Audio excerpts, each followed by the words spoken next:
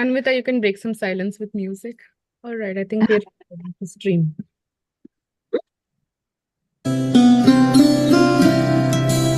So hi, good morning, everybody, friends, guests, esteemed guests, jury members, and aspiring architects. Welcome to the grand finale of the Archicad Design Challenge. Today really marks the culmination of a transformative journey, a journey where creativity intersected with collaboration and innovation was sparked by the spirit of exploration. I'd like to begin by thanking Graphisoft for partnering Ethos on this wonderful design challenge where the last couple of months have been fairly intense. Architecture, as we know, is not merely about creating spaces, it's about crafting environments that inspire and embrace the essence of life itself. And what better space to set the stage for life than a home? Today, we celebrate the power of design to shape our living spaces, to reflect our aspirations, and to foster a sense of belonging. Under the visionary guidance of architect Ravi Sarangan, who's the founder of Edifice, this groundbreaking competition with a difference redefines the boundaries of creativity and collaboration. Ravi was kind enough to step into 2-hour-long weekly sessions to discuss and review student works between August and November. Experts should step into design studios of colleges, and this was one way of initiating that interaction. We've been doing a lot of this, and there have been many who have many architects in professional practice who have walked along the way with us. The students and Ravi navigated the complexities of Indian housing. We were reminded of the diverse cultural fabric, rapid urbanization, and varied socioeconomic conditions that define our context.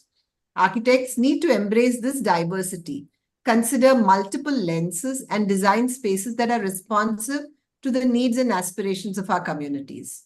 We at Ethos Foundation are also consciously walking this very path in every project, every event, and every course, every offering. Another step in the direction is today's session, where rather than just a jury, we chose to make it a learning for all those who are attending. And who better can you ask for? We have Mishkat from Edifice, Naresh Narsimhan, who's been on many sessions with us and who's a real friend of Ethos, and a first timer with us, Zonke Hoof. Welcome to all three of you.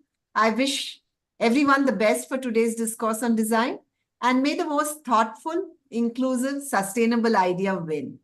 Like I always say, sometimes another day, another jury, another result. So those who don't win, don't lose heart. I now pass on the screen to Sonam to take the agenda forward. Thank you and have a good day. Thank you, Geeta. As we celebrate the tapestry of Indian living, let us remember the impact that architecture can have on our lives. It is not just about buildings, it is about creating experiences, fostering connections, and shaping the way in which we live, work, and play. And hence, the process matters. This inspired the vision for Graphisoft Archicad Design Challenge. I now invite Akash Sahai, Partner Sales Manager at Graphisoft, to the screen to share the vision of for the competition with us. Akash is responsible for reaching Graphisoft to the SARC region, a mechanical engineer by qualification. Akash has 8 years of professional expertise in the CAD and CAM industry. Over to you, Akash. Yeah, thank you, Sonam, for short introduction, and I thank you all to joining for this event, and a very good morning to all the jury members who have taken their timing to join for this event, and the college professor, HODs, and the aspiring architects who are with us today. We thank you all once again for joining for the grand finale of the Graphisoft Archicad Design Challenge. As you all know, we started this journey last year with a vision and mission of empowering young aspiring architects in India to thrive in vibrant communities of the like-minded creatives. We know that in this journey, the guidance and mentorship have taken the center stage, as all the participants have been mentored and empowered during the entire process with a combination of interactive session, technical workshop, and many more, which we believe have surely helped students to unlock new perspective and ignite the innovations among them. With this, I will thank Mr. Sonke Ho from Vastuship Consultant for being one of the India's early user of Archicad and for being instrumental in this. And it was important for us that Sonke accept this invitation for our effort to come to full circle with his support to our student program. I would also like to thank Mr. Naresh Narasimhan from BA Group, who is also one of the early user of Archicad, for joining us today and supporting us in this initiative. And lastly, I would also thank Mr. Ravi Sarangan and Mrs. Mishkat Ahmed from Edifice Consultant for their contribution in making this event more successful with their valuable inputs and mentorship given to the student in this journey.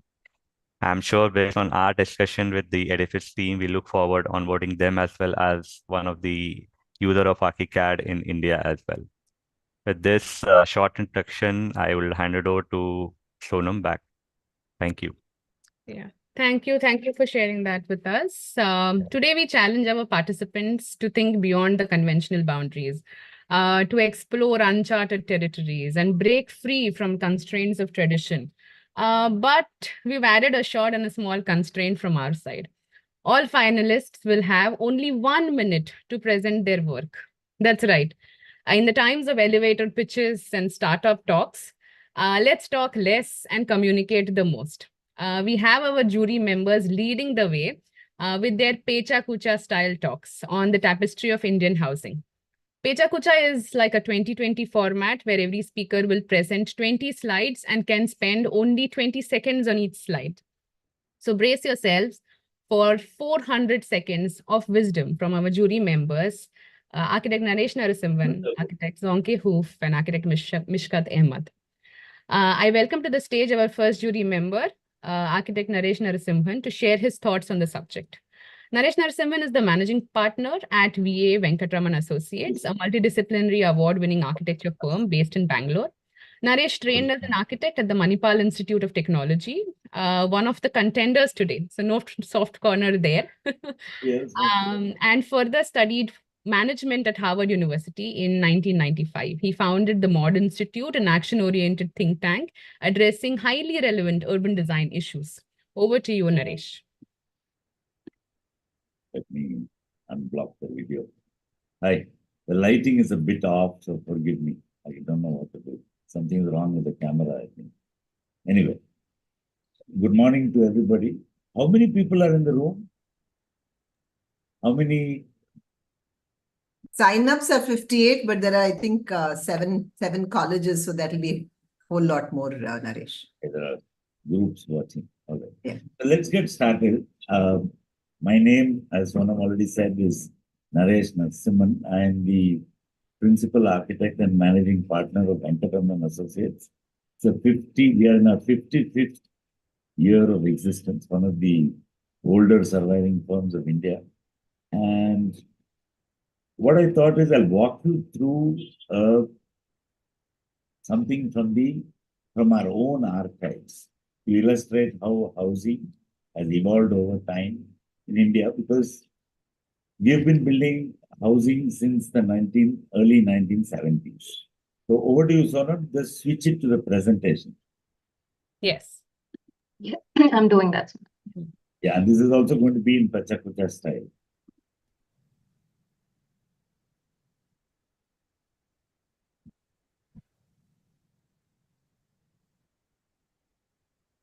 I hope my screen's visible. No, the folder is visible. You have to press double click that. Yeah, I just.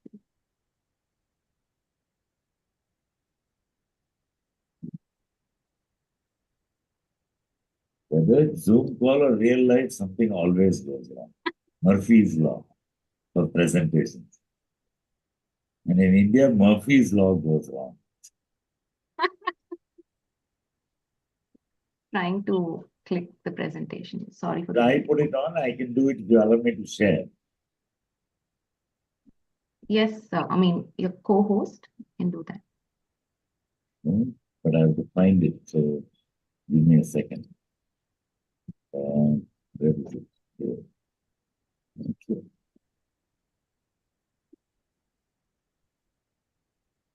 I have to download this. I can just play this, right?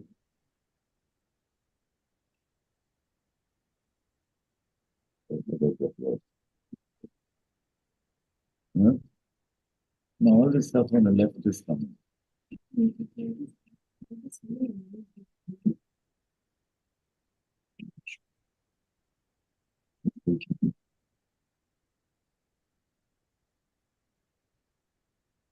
And share screens. Are you able to do it? To presentation. Yes.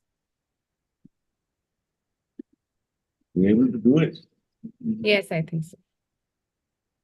It's a PPS, so you have to run it like a PowerPoint slide.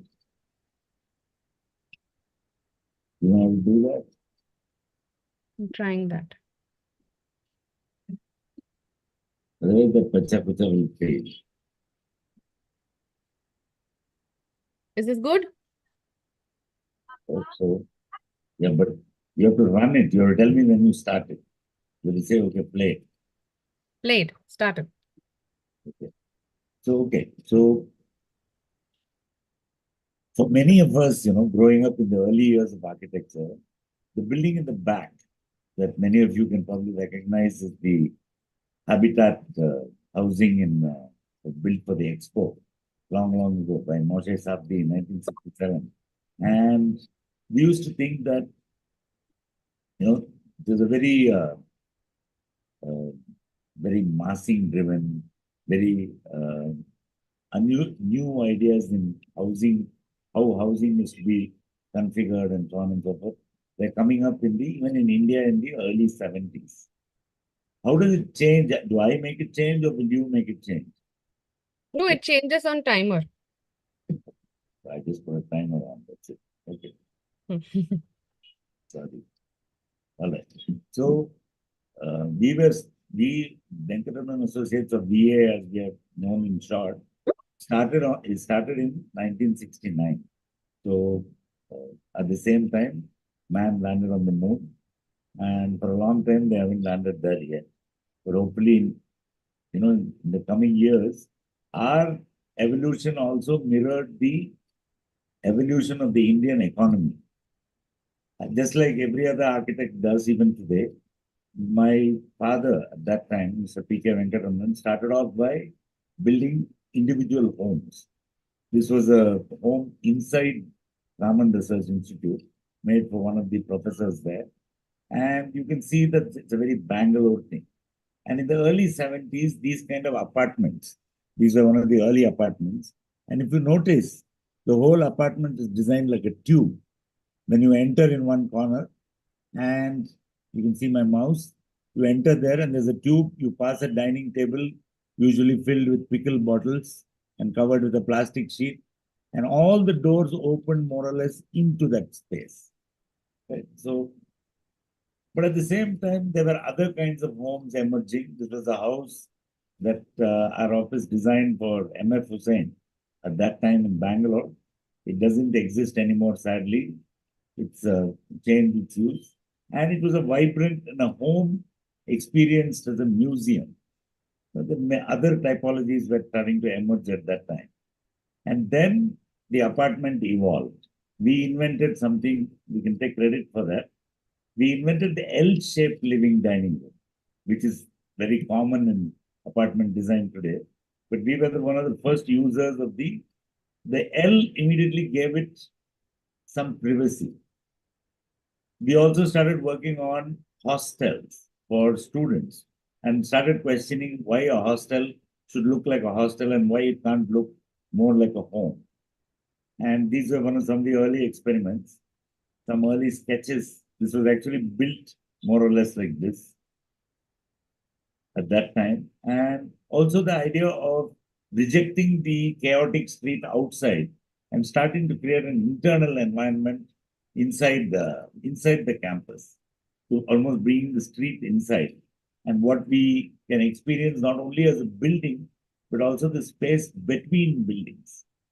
So this was one of the early experiments, still a very successful apartment in Bangalore today, one of the more than 30 years old. And using these kind of ideas, changes in levels, changes in uses, also using street furniture elements, things like that, so that you get a controlled street within a larger housing complex. And then the IT boom happened, and this need for simulacrums of US living started. We've done one of these also, where the idea of a gated community at the end of a cul-de-sac. This idea didn't last very long because the houses at the end of the cul-de-sac were not Vastu correct. So that had to change, because you can't have a house with the road spearing it in Vastu. And then from there, it evolved to entire neighborhood. One of our largest projects, Brigade Gateway in Yeshwanthpur in Bangalore, which is like a most mixed up, mixed use project you can ever see. It has a hotel, housing, the headquarters of Amazon, a five-star hotel, a mall, and a giant lake, which is actually recycled sewage. But it works beautifully. No smell, nothing, and it's a great space. Builders started coming to us and saying, please add some landscape elements, keep the apartment simple, but come up with ideas with, trying to come up with a selling hook at that time. And things like this started coming. The apartments are fairly straightforward. And the entire landscape is like a reinterpretation of some other concept. And from there, the new trend has emerged, what is called positive aging. This is one of our first completed projects for this company called Columbia, where you look at the demographic above the age of 55, which is like active adult, requires some assistance, but not a full-fledged, and how to design so that access is easy, the toilets are simple, there are no levels to negotiate, and there's a ton of activities to do at the lower levels. So this has become quite a successful project. I'll end here. This is one of our large mixed-use projects, high-rise housing combined with cultural facilities as well as a mall in Bangalore. So as you can see, we've had a lot of experience in various kinds of housing typologies, and I'll just stop there. Thank you, Architect Naresh, for the quick yet deep dive into the housing in Bangalore city through the VA lens. I'm sure that this has inspired our students on the importance of both good design, innovative and creative ideas of how spaces can be connected, and good design presentation as well. Next, I would call architect Zonke Hoof, partner at Studio Sangat, to the stage. Zonke is a graduate of the Technical University, Stuttgart, Germany. Interestingly, before his architectural education, he studied carpentry, working mainly on customized furniture and hotel interiors, demonstrating the importance of interdisciplinary learning. He joined Vastushilpa Consultants in 2004, following the international studio in 2003, and has worked under the mentorship of late Dr. B.V. Doshi. Zonke became a partner of Vastushilpa Consultants in May 2008 and has contributed to a variety of projects. Together with his wife, Khusnu Pantaki Hoof, he founded Studio Sangat, a multidisciplinary partnership focusing on residential projects, interiors, furniture design, publication and curation of exhibitions and art shows. Their work has been published in various books and magazines nationally and internationally, some of which we will be experiencing today through this Pecha Kucha medium. Over to you. Thank you so much for the introduction. So what I thought I'd talk about, since we're talking about incremental housing also as an idea of giving choice and freedom over the time people live in one space to adapt it to their lifestyle and the change of their needs during the time they spend in their house, as well as adaptation to surroundings in general. So I will show 4 projects and how we added spaces to 4 different situations. Anyways, so shall I share the screen? Shall I do it like that, or you want to run from your end? Please share the screens. I think that's safer. All right.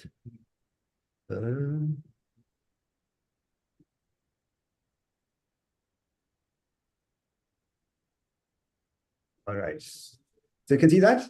Yes. All right. So as the architect project, we need to adapt to a multitude of different things. One, of course, climate.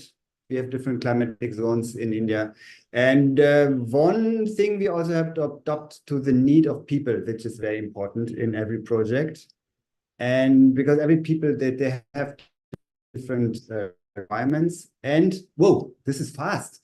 Anyway, so what I wanted to show is how we adapted to different situations of existing building using the existing building as the surrounding. Since in Gujarat, everything is flat and we don't have really landscape. So in an urban context, the building we add to is actually the surrounding which we adopt to.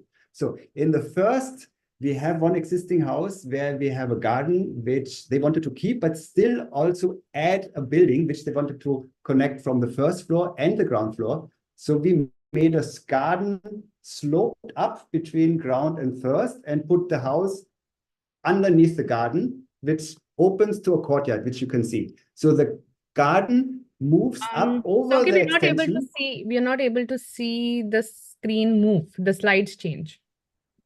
All right. Why not? What do you see? The first screen, which is adaptation to climate. That Adaptation is to very funny. adaptation to science. On my screen, it all moves. So you don't see that?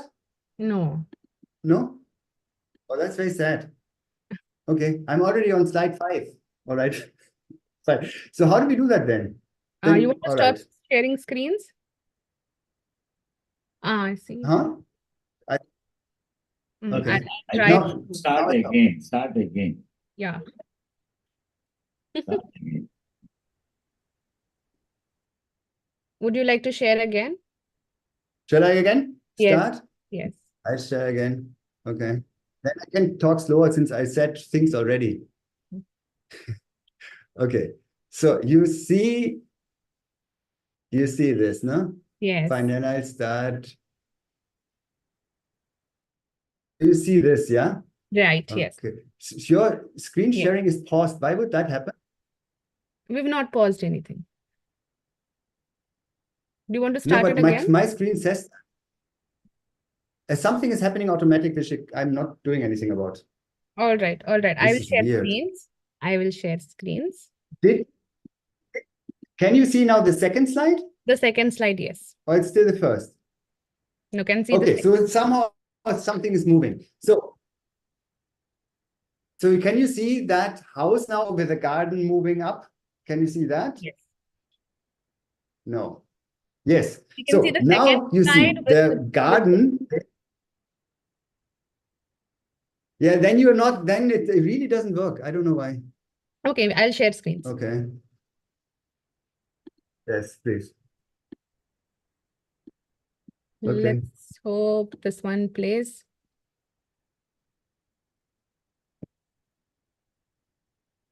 The first slide, Okay. yes? This lecture picture you have to practice. before. Yes.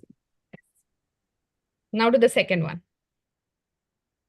All right. So we adopt to climate, people, and to site and surroundings.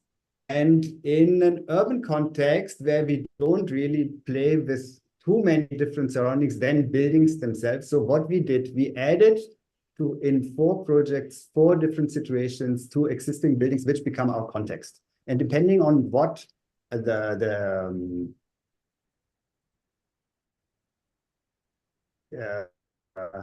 what is the word? Yeah, so we have to react in different ways. So in this, place, we had to add a garden and some program. I'm very sorry. And in the way we did that is we sloped the garden up from ground floor to first floor to give access to both parts of the building to the garden and put the build program of the extension underneath the garden, which is then opening up into a sunk courtyard. So everything is lit and ventilated by a sunk courtyard, and the garden moves over that and connects everything. Yeah, I think now this, okay, you're moving it manually now? Yes, yes. Yes, so fine. Here in the pictures, you can see how the garden moves up, and we have that sunk courtyard, which you don't really see first when you enter, but there's basically also a series of surprises. So what good architecture, I feel, is that it doesn't reveal itself from the beginning. It's a sequence of different experiences when you move through it. And that project, because so many things are hidden behind corners and be hidden underneath things. You don't know what you will encounter next. So you see in this hidden courtyard, which you don't see from outside. Also, when you sit here, you're completely private. You can't be seen from other surroundings. And it works beautifully with the Ahmedabad climate because everything is subterranean and be shaded. And underneath that garden gives it a very cool climate, very much like a cave, if you want to say it like that. Yes. A second extension which we did is we didn't have much space like in the second project, but we had only a margin of 3 meters in which we could add an extension which was supposed to add some living spaces to the old bungalow, but also connect to the garden which is on the next plot, which we could not work on. So that space is a connector between inside and outside, and at the same time, it can be both inside and outside itself, which you can see in the next slide. So we did everything in a very light steel structure. And as you can see, it just adds a screen to the old building, which you can see behind in white. So it's just a layer of steel, glass, and wood, which opens up with a full frontage to the garden. And as you can see on the left, you can either close the entire thing, or on the right, you can open everything up. So everything is sliding, wooden sliding to add shadows, shading. Choose if you're part of the inside as well as part of the outside. So you see on the left, up and down, same situation, but with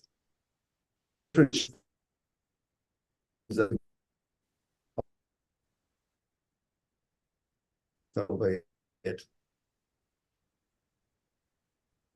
The third project is where we really didn't have any space on land to add anything. We had only 4.5 meters, where we had to put everything underground. So it's a spa recreational area with a pool and a gym, and everything is underneath the margin, again with the garden over the top, which they wanted to keep. So we can walk over the garden to the back, and everything else is underneath, and everything is still lit by natural sunlight. If you see, that picture has no lights on, it's all lit by skylight, which are cut into the space. So it's again a complete surprise when you walk down that staircase and you arrive over the pool. And yes, fourth project is where we had absolutely no space, not even underground, and we wanted to add a lot of space, and we lifted everything up and added it on the top of the building.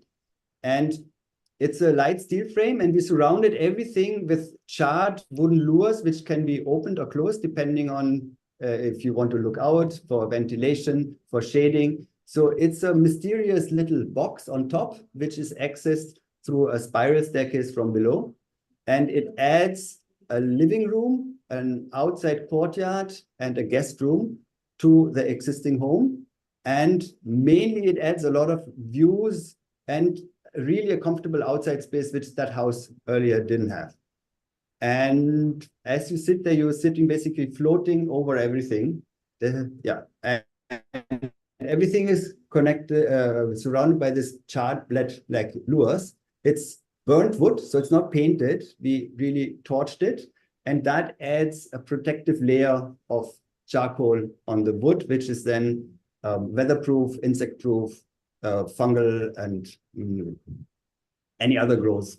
Yeah, and everything floats basically over the top. We did also a renovation of the interiors there. And basically is achieving really to add this almost like a hill station feeling in Ahmedabad city center itself, where you sit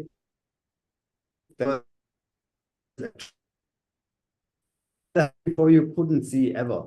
So that is, I think, a good end this whole.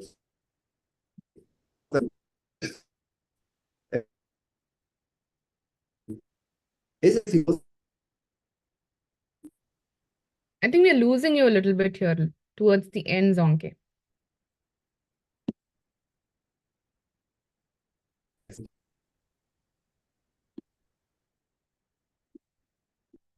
All right, so that was a lovely peek into their design process from inspiration, concept, the detailing, the drawings to the final outcome. We saw all of that in the last 400 seconds. And like Naresh said, this is very ice-breaking for the students as well to see how Murphy's Law is acting up in all with the works with the jury members as well. So that's really nice. Let's now invite our juror Mishkat Ahmed to the stage. Mishkat is the vertical head of education spaces and urban design at Edifice Consultants.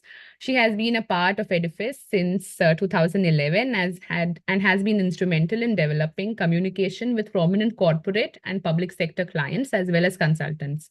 She handled the first large-scale mixed-use project and industrial park of the firm, setting the precedent for many more. Her leadership results in successful management of master planning project. Mishkat's master's thesis won the second prize at the 2011 Asia Pacific Regional Wholesome Award for Sustainable Construction in the Next Gen category, making her one of the first Indians to win the award at her age out of 6,000 entries. And this is the kind of inspiration that we look forward to for our students as well. So over to you, Mishkat. Hi, good morning, everyone. I'm glad to be here. So thanks for the introduction, Sonam. So today I'm going to give a glimpse on three of the residential projects at Edifice. And I have been part of each of them at some point, more from an urban design perspective. So I'm going to focus more on some larger thoughts, concepts, taking inspiration from context, and basis that how we can look at new forms of multi-story housing within India. So allow me to share the screen. Can I share the screen? Yes, please. Yeah, okay.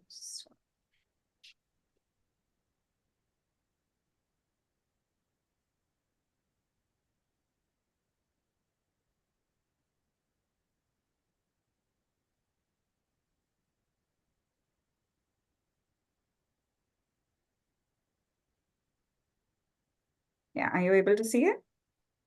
Yes, can see. Okay, yeah, both.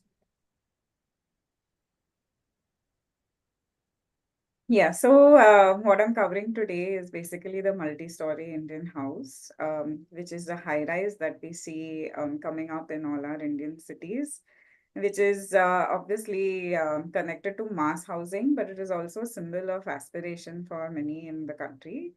And so it starts with the question of, urban sprawl versus high rise and high density.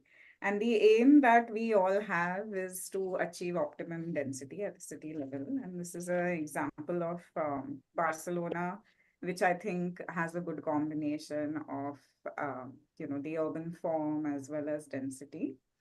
And as you see in Indian cities today, even small villages have been expanding vertically, land prices have been going up. So, of course, there is the constant kind of clash between, preserving the house or, going high rise. So, as we see in cities, high rise has become the norm.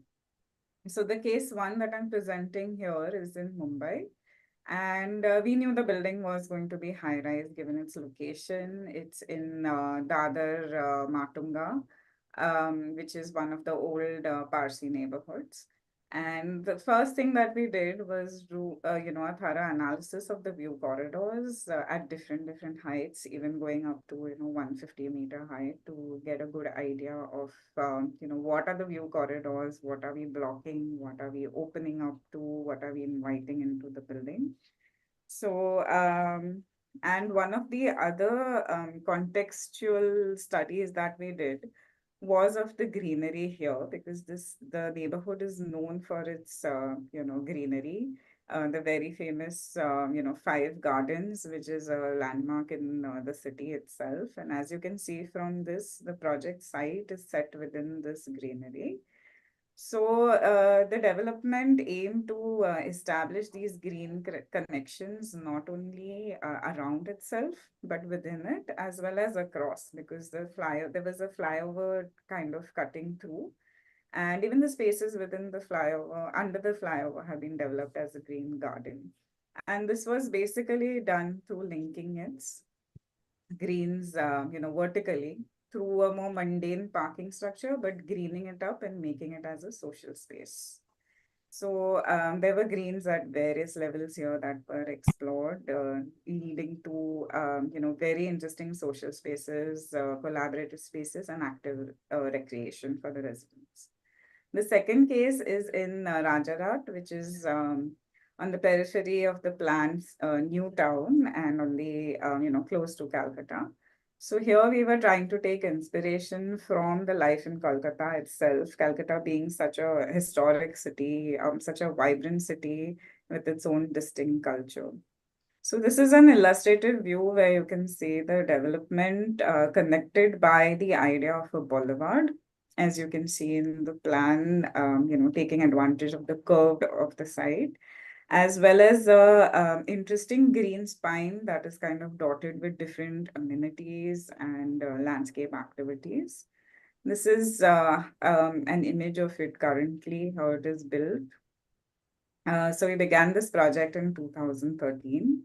And of course, this image is also a bit dated. So, a lot more has happened. The trees have grown. So this is the boulevard as you see it.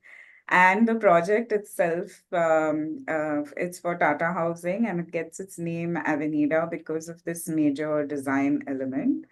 And the boulevard also epitomizes the social cultural values of our society by providing, the users, the residents, opportunity to have a multitude of activities, right from having like Durga Puja processions to, using it for different celebrations.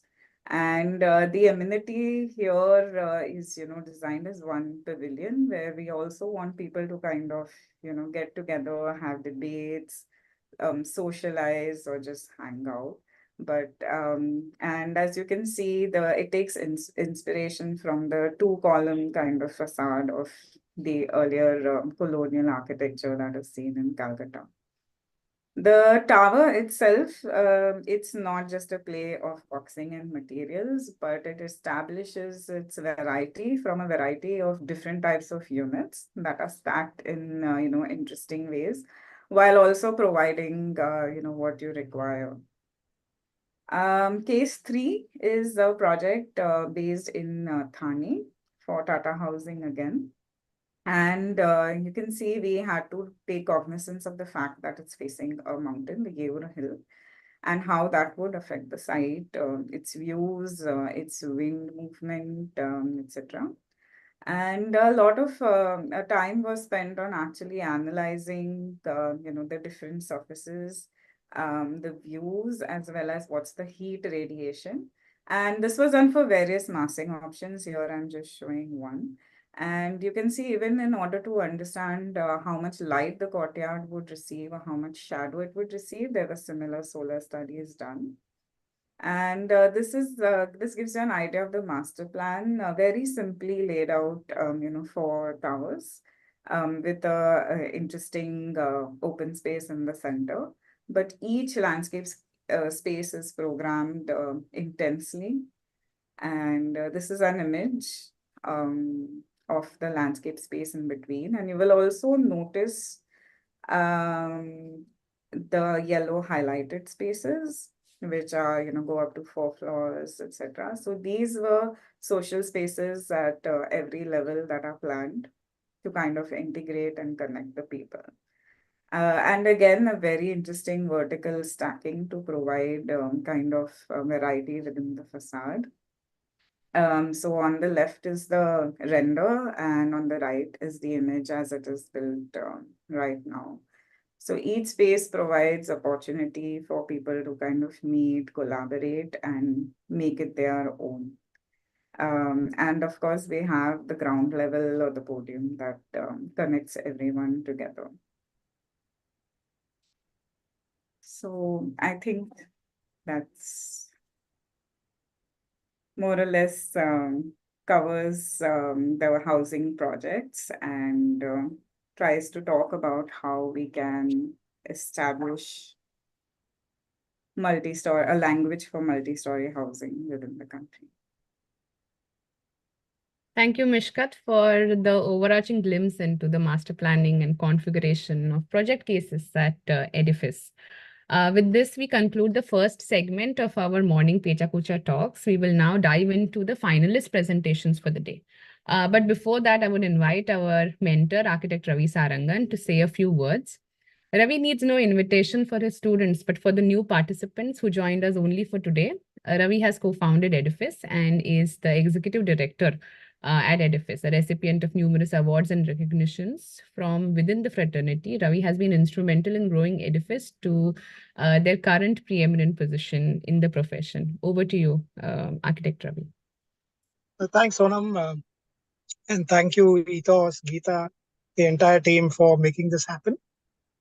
As they say, it's always nice to tap young minds, to groom them, to direct them, to mentor them. I've always thoroughly enjoyed every single endeavor of yours. And this time too, sitting with the students over weekends, trying to gauge, trying to show them a direction, not really influence their designs, but trying to instill certain fundamentals of architecture, which I find sadly missing today in many education institutes, and trying to get them to understand the professional side of things, since they're going to be graduating in the next couple of years. That was all I did. Hopefully, you will see some results today.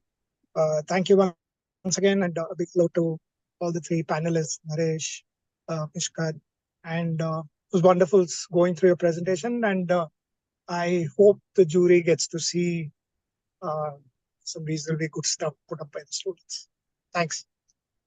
Thank you for your wishes. Now the wait for the Archicad design challenge is over. The finalists' works and folios have already reached our jurors, and they have had an overview of all your projects. For all the participants who have joined us only for today, we are happy to share with you that Graphisoft not only had a session with Ravi on the design sensibilities, but technical sessions were also hosted and conducted by architect Sandor Bali from Singapore. Now, as we move into the project presentations, it is the chance of for our shortlisted candidates to impress everyone with a jam, which is just 1 minute presentation. We will call the participants to the screen and request you to unmute and greet first, and switch on your cameras, of course. And then once the moment your share screen begins is when your timer will begin for your presentation. You have 1 minute to present and explain the USP of your project. And your mic will be muted in 1 minute. So with this, after the student presentations, we would have we would have interactions with the jury members as well. But I've received a request from Naresh for a short 5-minute break. Naresh, would that work? 5 minutes?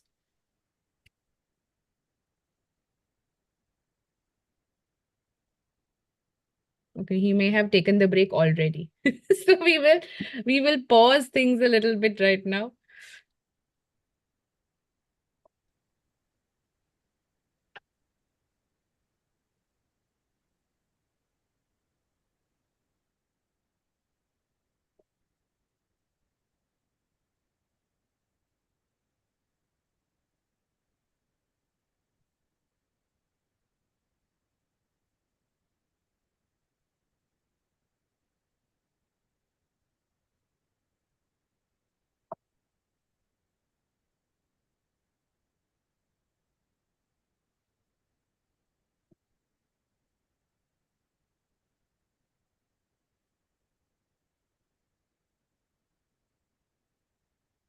In the meantime, maybe I could invite the first participant, Ritvik Mukherjee, to please take the screen, switch on your cameras,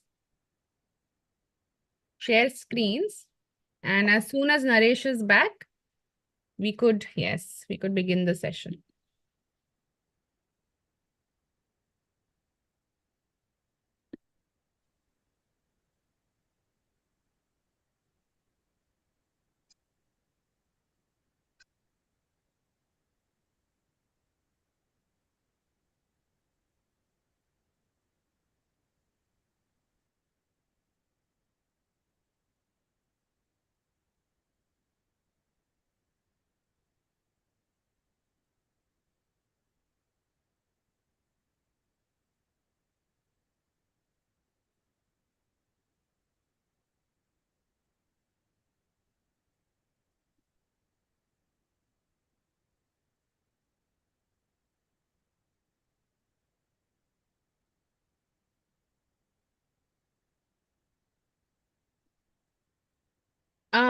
Maybe this could also be a good time for all of us to just switch on our cameras and take a group photo with everyone in their auditoriums as well. So we see this joy of collaboration and togetherness. Can I request everyone to please switch on their cameras?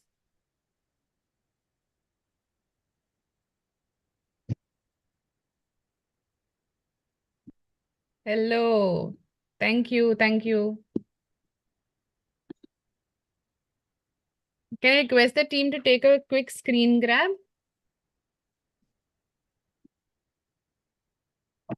Wow, Manipal is joining in from the huge auditorium, is it? Nice.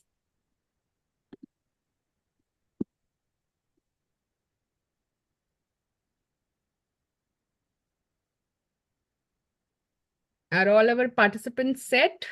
Sneha, you said you were at a site visit, is it?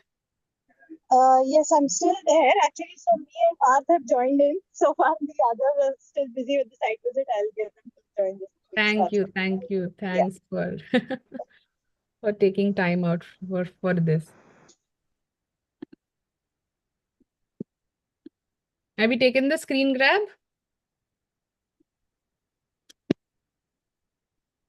Thank you, everyone.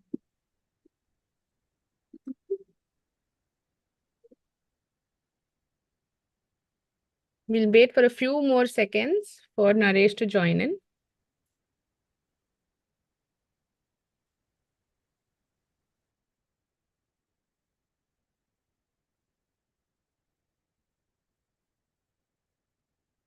Yes, Ritvik, that was quick.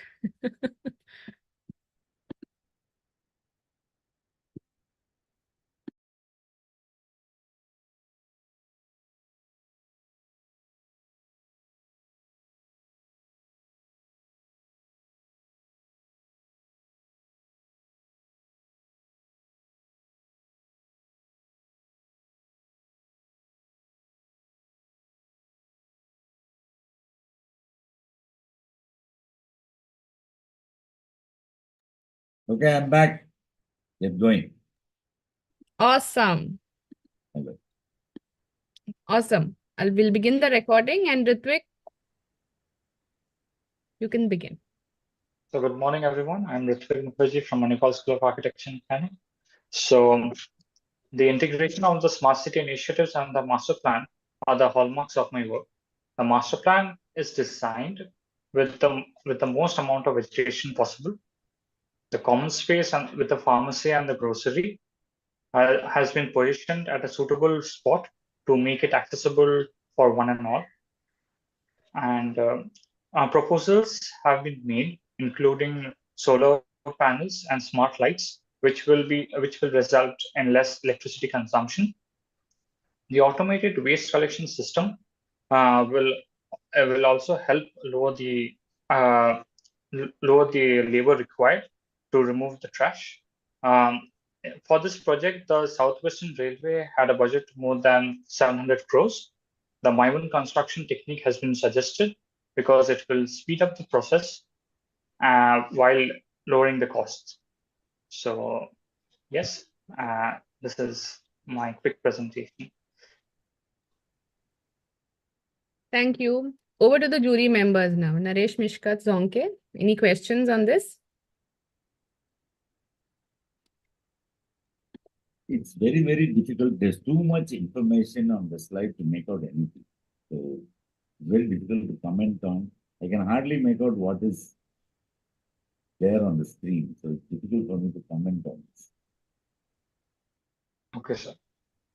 Look, try not to put that much information on one sheet because you're seeing it on a computer screen, right? So it has to be formatted for that. This is formatted for a giant screen. I can't. Okay. You seem to have done some interesting job, but I can't make out exactly what. Okay, sir. Yeah, I wish that sheet would talk about the apartment also in some way, and not only about the site and what features the site has. Yeah. So So for this semester, I had actually focused on the master planning and the integration of smart city initiatives, as smart city was one of my electives, and the interiors or the planning have been shown over here, where I have tried my level best to reduce the space and increase the uh, increase the uh, livable areas. So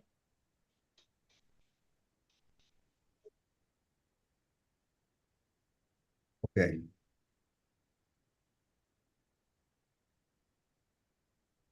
Thank you, Ritvik. Are there any more questions from the jury, Mishkat? Yeah, so I think Ritvik, you mentioned there is some sort of a budget, something for the project. I didn't get that part. I'm sorry. so the project was given to us with, we had a kind of a budget of 700 plus crores.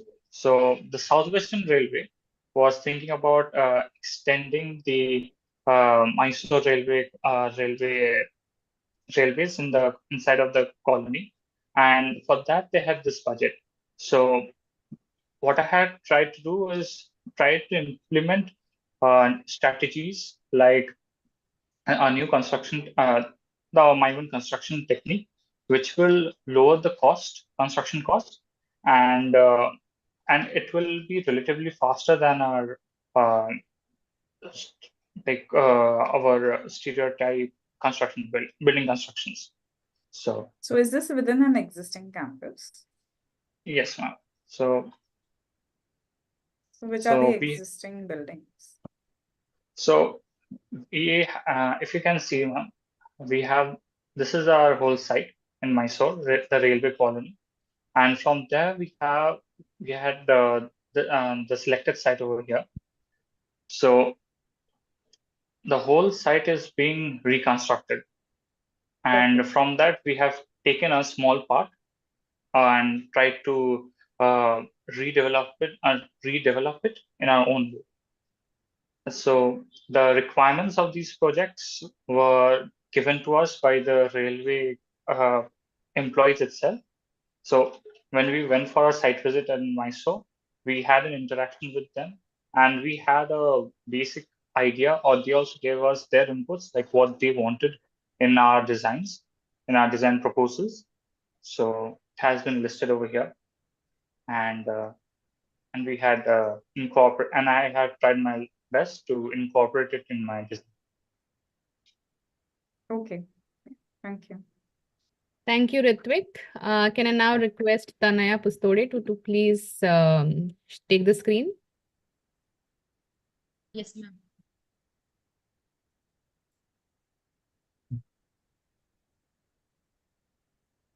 क्यों हो रहा है ऐसा?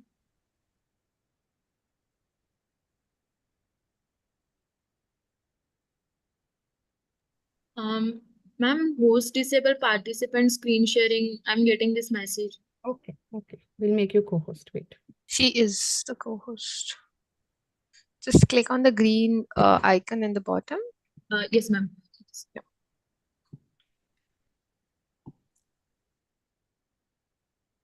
Ma'am, is my screen visible?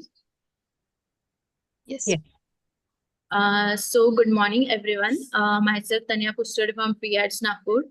Today, I'm going to present you my innovative residential design that blends comfort, sustainability, and modern aesthetics.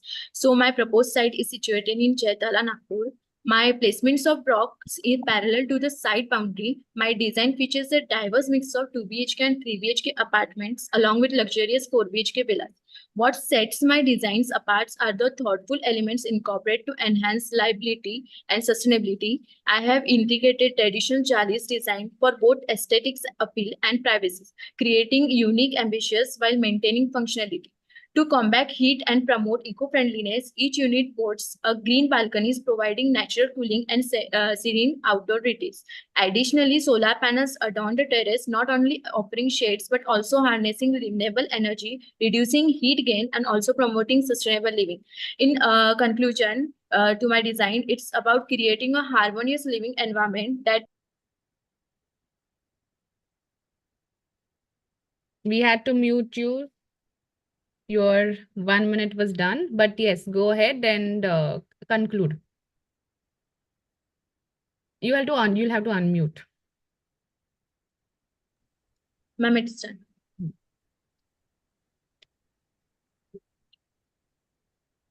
You may want to repeat the conclusion because that's when you got. So, ma'am, last conclusion was that my design isn't just about architecture. It was creating a harmonious living environment that prioritized human comfort, privacy, and environmental responsibilities. That's it. Thank you.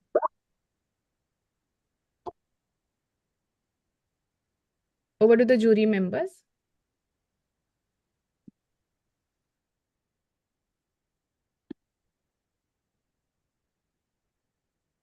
Okay, I'll just start, maybe. I liked the quite airy layout of the apartment in the apartment block in the high rise. That was quite, I think, quite good living conditions. It's on the slide 5. So it seems that you have quite good ventilation and views and open connection to the outside. So often in apartment blocks from the main living space, you don't really are able to look out anywhere too much. Here it seems to be quite well taken care of that. Even in the living spaces, you have good air and ventilation in all places. Yeah.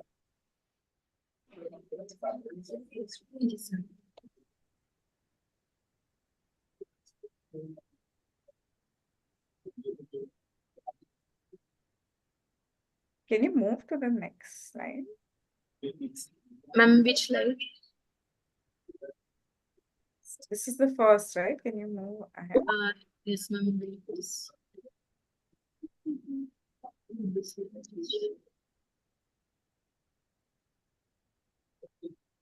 Yeah, slide number 4, I think, was very young. The one previously, slide number 3, I think.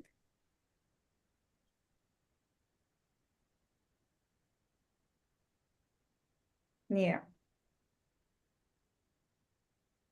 So, I mean, I just had a question that these green balconies that are there, are they happening at a they are happening at a private level? For example, it's accessible by individual apartments, or is this something that is happening at a more at the apartment level? It's something that the community takes ownership of. I mean, where these are green balconies within each apartment, is it? These are I have provided is for private level, and also have provided in corridor spaces also. Here we can see corridor spaces have given green patches, and in this for the cooling effect. Actually, my site is a composite climate, so this will help in cooling the air which comes inside the bedrooms. Okay. So can you show these corridor spaces in the unit layout, in the tower layout, where the green is coming? Yes, ma'am. This is the plan. In both 3 BHK and 2 BHK apartment. This is the 2 BHK and this one's are the 3 BHK. Okay. I also thought, like, if you would have, I don't know why you have segregated them, but if you would have sort of mixed it up a little bit with 3 BHK or 2 BHK together and kind of worked it out, it would have given you more interesting in terms of massing. Rather than a very typical kind of, jali opening kind of building. So actually, ma'am, jali pattern was given for privacy purpose. As in 3 BHK, I have provided alternate balconies. Terrace is also an alternate balcony. So by providing jalis, this will provide privacy also, but not the compromising light and ventilation. So they will get like privacy, but light and ventilation would be proper, like that.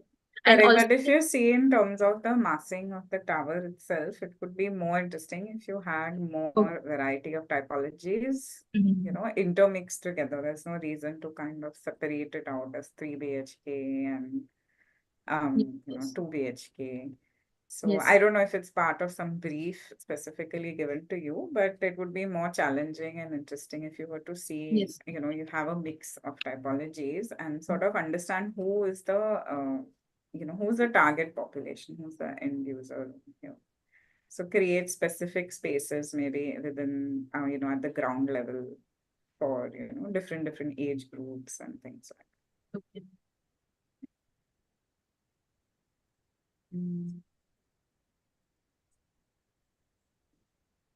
Naresh, how about you?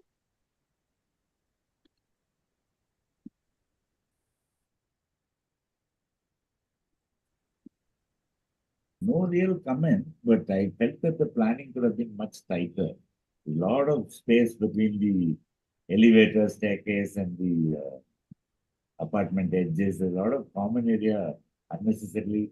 In the end, the builders will charge you for everything. So a little bit efficiency as the whole thing can be tightened much more. And two, my personal preference is you should not walk into a living, dining kind of space directly from a corridor. There should be a little buffer or a spatial adjustment there so that there is a sense of a entry foyer of some kind. It may not be a full-fledged one or it be done with a screen, but it should be there. Because a lot of Indians, from a usage point of view, we tend to leave many of us don't like people wearing the footwear inside our house. And it's a little awkward to leave. If I go to apartments and see footwear kept in the corridor. So there has to be some Indian sensibility to design. So think about it. But at least you've tried to get some sense of an overall plan.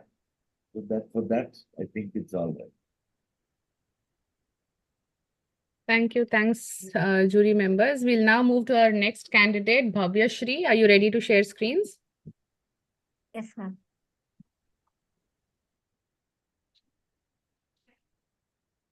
Is it visible, ma'am? Yes, full screen, please.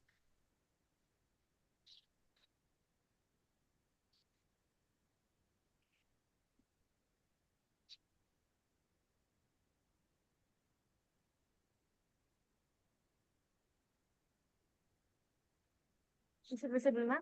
Yes. Hello. Yes, go ahead. So good morning, one and all. I'm Bhavya Shri from PSG IAP. The brief for the Graphisoft Design Challenge is a housing project focusing on mid-rise and high-rise multi-storied apartments in an urban context in the city of Coimbatore. The key feature of the project is the integration of green spaces to create a feeling of coexistence. It is done by creating terrace gardens in between the built space, and including most of the existing trees in the landscaping. The design is human-centric by zoning the kids' play area away from the major circulation road, while zoning the circulation road closer to the abutting road for easy access. Also, an exclusively pedestrian pathway is created around the garden, linking the built-up space and the green spaces. The basement below designed such that it supports percolation. The design is climatically energy efficient by ensuring that every space in each unit enjoys natural lighting and cross ventilation, thus creating a tranquil living space for the residents in the heart of a bustling city. Thank you. Thank you, Bhavya Shri. That was exactly 1 minute. Jury members?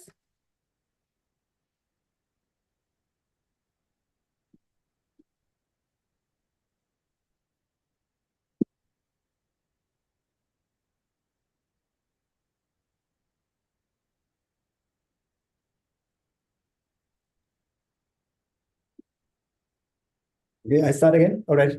Yes, please. Go ahead. I find this actually quite neat. I like that, in contrast to the earlier presentation was what was also pointed out before, one could have mixed things up. So I like it that here it's not one block is all 2 BHK, the other block is all 3 BHK, but you have different grain in one block. Yeah, so I think overall the question is, I mean, where one could have pushed a little bit with more innovation away from what is already being done, maybe. I mean, looks like a neat apartment block, which it's very realistic. So I think one could have maybe even like achieving this, pushed it even beyond something into an area where we innovate somewhere in something which has not been done before. But I think otherwise it's quite a good achievement, I feel.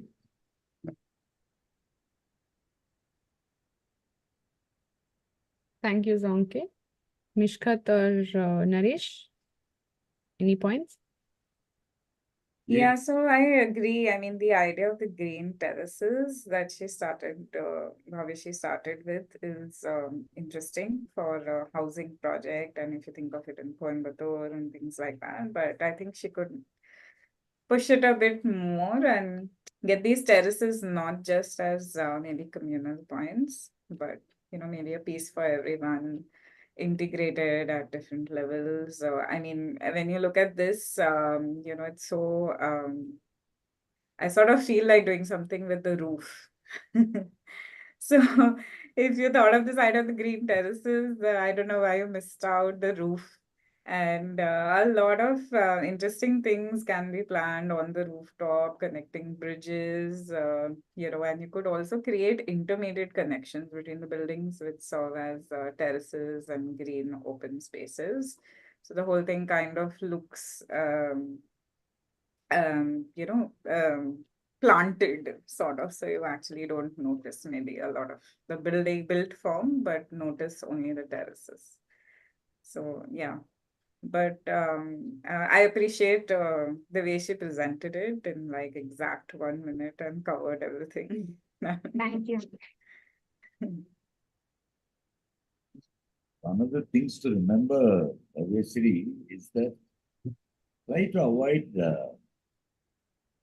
still parking apartments. When you come into an apartment project, what you want to see is the park, not parking. Okay, fundamental design issue. When you come into a project, try to avoid visible parked vehicles as a design principle. You start with that as a constraint, then you will know how to work with that. Building really tall, building standing on spindly looking columns looks terrible always.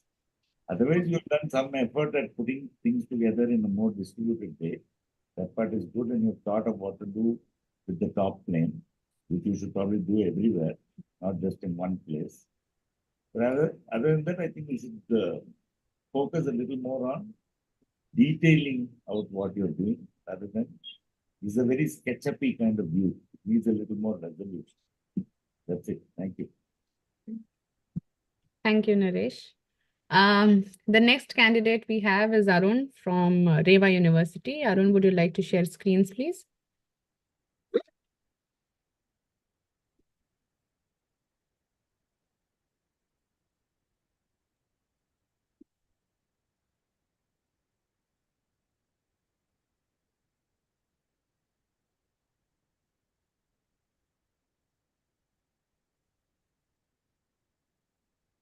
Full screen?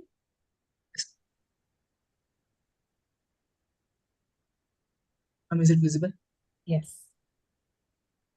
Very good morning to one and all. I'm Arun from Reva University, presenting my housing project, which is in the site which is in close proximity to Supertech Mikasa and Kolte Patil Raga apartment in Bengaluru.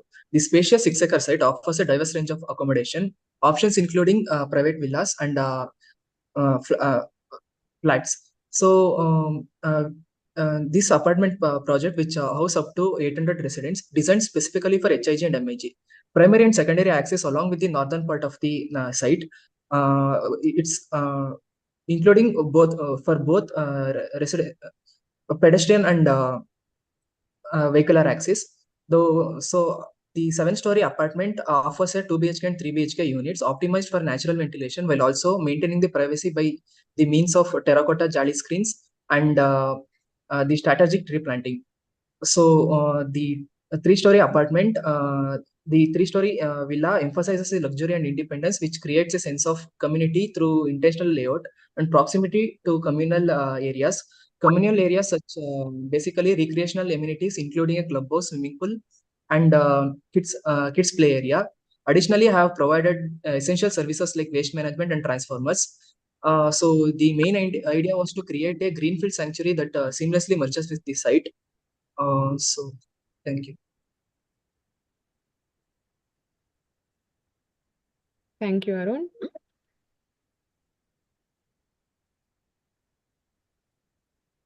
Mishkat, Naresh, would you like to go Right. first? Yes.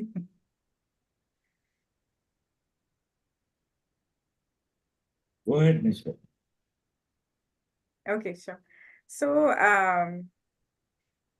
yeah, I think if you go to the site plan, it just looks really, really dense to me. And you also have a lot of apartments, I think, that are, looking into each other. I'm not sure how the, height to open space ratio is between the apartments, but it does seem that there is a bit of an issue with the overlooking, I feel. And also, while you have tried to have these two different typologies, I'm not sure whether it was part of a brief, but I'm No, still not sure. Did you think of it yourself to have these different actually, typologies? it's also the part of our studio project. So we have an option like choosing a co-hosting or co-living. And so I came up with this idea. So incorporating apartment also and also the private villa together. So I followed all the bylaws according to the Bangalore, and I designed this. So the major problem, what happens in, you have to be very careful when you're mixing these two typologies, because people from the apartment are actually looking into like the backyard of, somebody who owns this villa. So it really, is an issue with people who actually end up living there, and they don't want people from top looking into their own private space, because obviously, there's a different kind of family association or family life associated with a villa as opposed to the idea of an apartment. So I think these issues are there of kind of overlooking and just a very, very, it's a very dense master plan. So I think that's my view on the project. But I Yes, ma'am. appreciate that you spent a lot of time on creating the graphics and kind of detailing out, the units and the parking, So, ma'am, actually, to maintain privacy, I had provided Jali screens, which will give at least minimal privacy to No, the you are giving Jali screens on the apartment. I'm talking about privacy of the people living in the villa. Yes, ma'am. Yeah, so people from the apartments can directly look into the villa house, right? Into the garden or the backyard or the front yard. So that generally becomes a big issue for people at times. Yeah. What I would like to talk about in this project is, since it's a Graphisoft challenge, we have not talked about the software yet. So I think here there's a good command over the software, it seems. I mean, we are using Archicad as well in our office. And this is, I think you have really gone and really used of how do I present out of what Archicad is giving me as data. So that is, I think, quite commendable. Thank you, sir. Yeah, so that is, I think that is a good thing. The master plan, I agree, has issues. I feel also there's a lot of road everywhere around and in between, and still you had to put parking for the apartments right in the middle, which I feel is.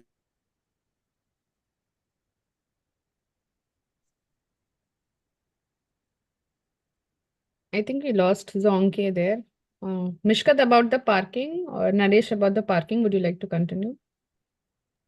Yes, I think as he is mentioning, placing the parking in the middle of, the apartments right next to the villa is not a great choice. The surface parking. We are referring to the surface parking, not the basement. How one can If you optimize go that. back to the master Yeah. What is the FSA on this?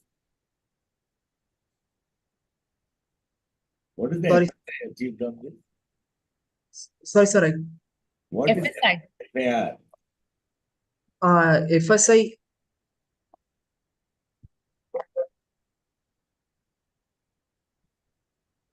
A straightforward question. FSI, FAR, what is that? What have you built on? I think the previous slide had it. On the right-hand side, yes. Yes, Yeah. bylaws and FAR.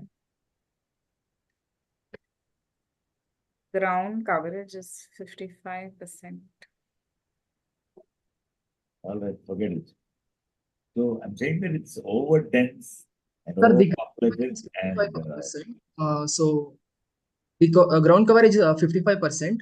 It's total around 1,307 square meters. what do you know? Understand what the word FSI means? Yes, yes, sir. What is the FSI? What is the FSI achieved on this project? Sir, the built up and open ratio. What is that? I think it's 2.25 is what it's reading, but it's very small, so I'm not able to zoom in. There's no point. You cannot plan a project without knowing what to build on. It's 2.25, yeah. All right. Thank you. No further questions. Yes, students, it's very important for you to know not just the dimensions, the numbers, the quantities, everything inside out when you're putting things on paper. All right, thanks a lot, Arun. Can we request Tanvi Loyare to please take the stage?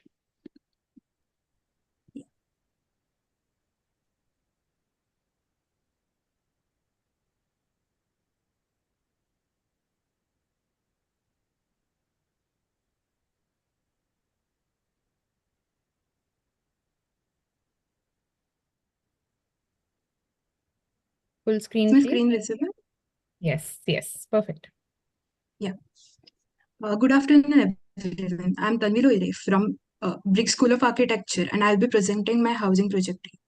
To India being a youth nation, there is a need for a home that understands the aspirations of today's youth. The site is in Pune city, and accordingly, I have bifurcated the user groups according to the need of occupancy. Thus, the four different typologies of residences formed are arranged according to the site context, with student housing in front and co-living, studio, and two-room apartments further behind, whilst the entire composition resonates to the sun path and wind directions. All these blocks are interconnected with the help of a community loop housing the amenity of recreational areas. This is the student housing, which has interactive platforms in atriums. Studio apartments form an excellent platform for compact co-working residents. Two-room apartments for young couples with convertible homes for growing families. Co-living offers a community space for residents, interaction, and common for four-floor module of the co-living tower. Thus, the housing is an ode for the youth, with all the living units naturally lit and stack ventilated due to the atriums and pocket gardens.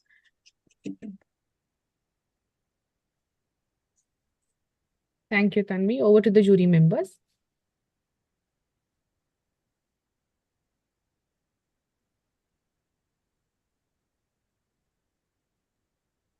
Okay, I'll start. I really like this. I mean, it shows, I mean, it's a complex thing, and it has not only one idea. I mean, it's a puzzle of different innovative ideas all in one, I feel. And it's maybe not really worked out in the detail which is required in all places, but a lot of potential to really make this into a great project. My personal feeling. Yeah. What I've not fully understood also when I went through your video is how these, the last section, how that really works with these double, triple, quadruple height spaces and how they interact with that. I find it very interesting, but I found it a little complex to understand. In the tall tower, yeah, these ones. Yeah. You can get a little more in detail how this works. Yeah, so actually I have proposed to have 6-room sharing apartments and 4-room sharing apartments, which are arranged like this. So the green one is a 6-room sharing apartment, and like both of them, which are inverted or mirrored. And these two are the 4 sharing apartments, and this forms the 4-floor module, which is Okay, then that again always mirrored. a lot of So time. Yeah. Okay. yeah, interlocking with each other. Okay. Forming a space like this. So this is the communal space in yellow, wherein all these apartments sort of open out to, and the topmost 6th-floored unit is accessed through the elevator. Okay. All the floors have opening on this space, on this floor.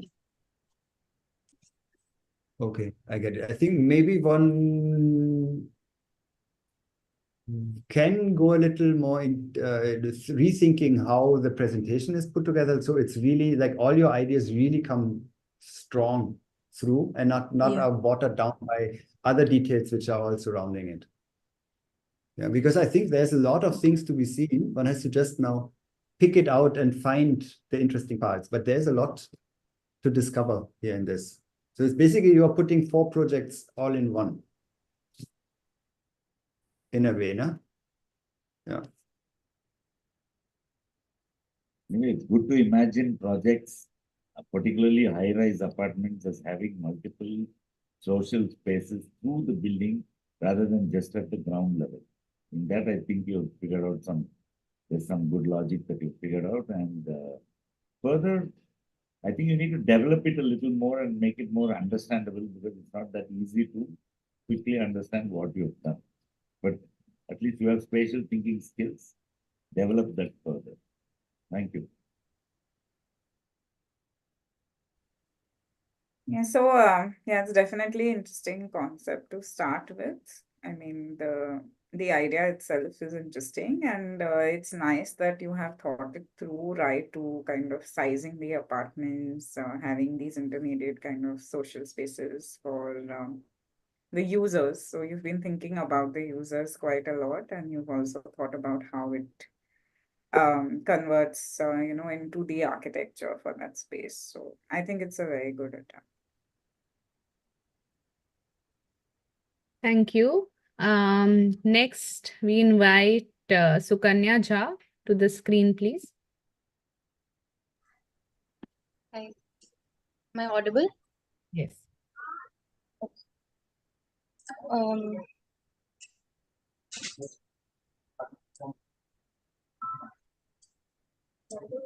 is my screen visible? Yes. Full screen. Just a second.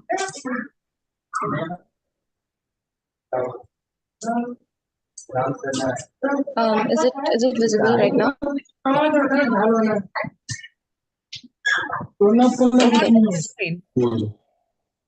Oh wait. Yes, it is right now. So I believe that concept is the way you get the direction to your design process. And in my case, the typology I chose gave me that idea. First of all, my site planning, I carefully did it, considering that I do not want any kind of visual problems through the apartments, and all the green spaces are equally accessible from all the apartments. But the challenge here was that how the massing is done, that even after incrementation there is no problem in that green space allocation. So that's why my massing is done in the axis which is parallel to the greens, so that even after incrementation there is no problem. So all the double height terraces you can see in the right side diagram is given on the longer axis, so that in the end we achieve this kind of clustering, where you can see the above one is the pre-increment cluster and the lower one is the post-increment cluster, and the massing is increasing on the longer axis. Along with that, I would want to show my Archicad model if it is visible. Yes. So that you can see how the terraces are working. Yeah, that's it.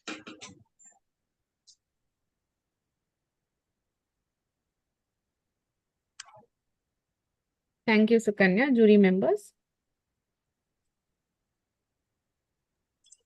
So what is the construction kind of method or technique or material that you're thinking of? So, what I thought of, and I've also did some research in, is basic RCC construction for structure, but for partition walls we can use the earth blocks, compact earth block, CBCC. So with some 5% stabilization, we can use those blocks, and that is good for the climatic condition as well. That because the site is situated in Jaipur. What's the height of the towers on the buildings? Just a second. 45 meters was the permissible. So took that.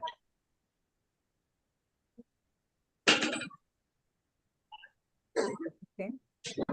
So, I mean, I like the idea of, exploring incremental housing as it is. And you have kind of, thought of it you've given it some thought and come up with an approach. I'm just not sure whether you have, understood. I think maybe you need to understand more from an economics kind of perspective when you think of incremental housing and costs and things like that. And maybe like the terraces right now appear very kind of static, platforms that are there within the design. And I think what you said is that they would be the spaces that expand, right, over Yeah. time. Yeah, so maybe, I mean, you could give that more thought about how that would happen, whether they are more flexible spaces, can they be maybe social spaces for some time and then change over time. So I think that along with, the construction methodology, if you give it some thought, I think it would be a great project. Thank you.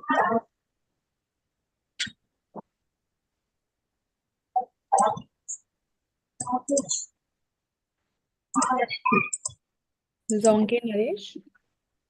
Yeah, I agree with Mishka. So it's a good idea to start from, but I think the way it is done has some problems. Like if you go to your slide number 10,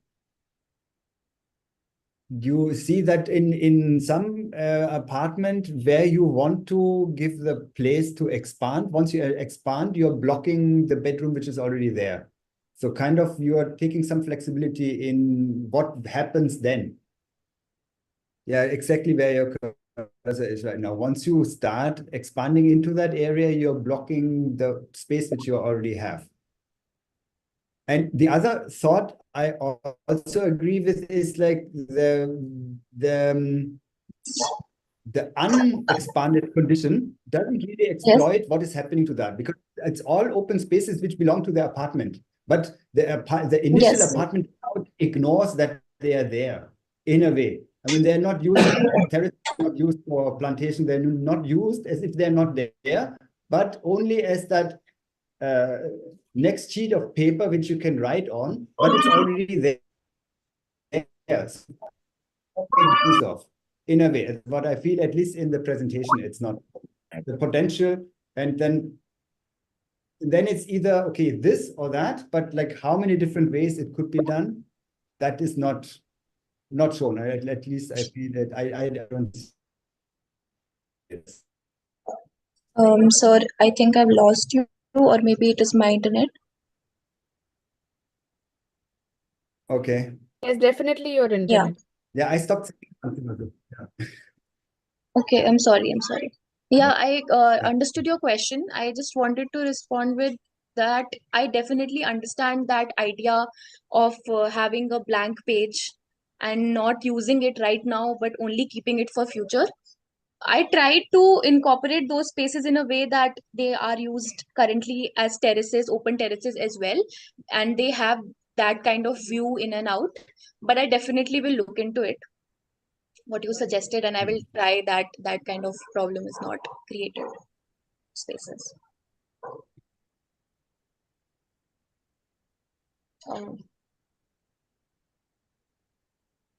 Any further comments, or should I stop? Naresh, is there anything you'd like to add? No further comments. I think Zonke has got more.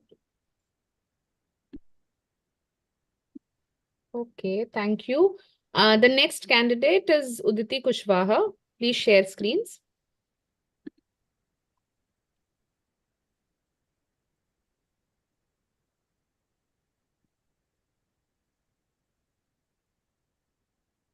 Ma'am, it's showing that the host has disabled Make you participant. co-host, yes. We'll check. Yes. Check again. Check.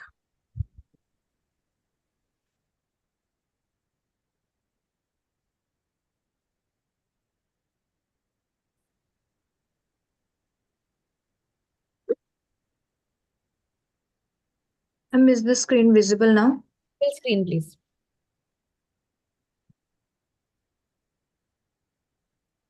Okay. So myself Uditi from Veju, and my design project is based on biophilic concept where architecture meets nature, involving the use of natural materials, organic forms, natural lights, and plants to create more pleasing and effective built environment. Located in Jaipur's composite climate, the master planning is done in such a way that the two blocks are placed in a staggered form, both facing towards the shaded courtyard, and also maintaining the privacy factor of the dwelling units. The entire A contains 2 BHKs having a typical floor plan of two units without common walls for better balcony views and noise-free environment. Then these are the elevations and sections of block A. The block B includes 3 BHKs of two types of floor plans stacked alternatively for better views and daylighting and ventilation. And the unit plans and details shows how the planters would be irrigated and maintained through service shaft and plumbing pipes. So this was the main servicing factor. And then concluding my design by focusing the user's comfort, health factor, and better connectivity with the society. Thank you.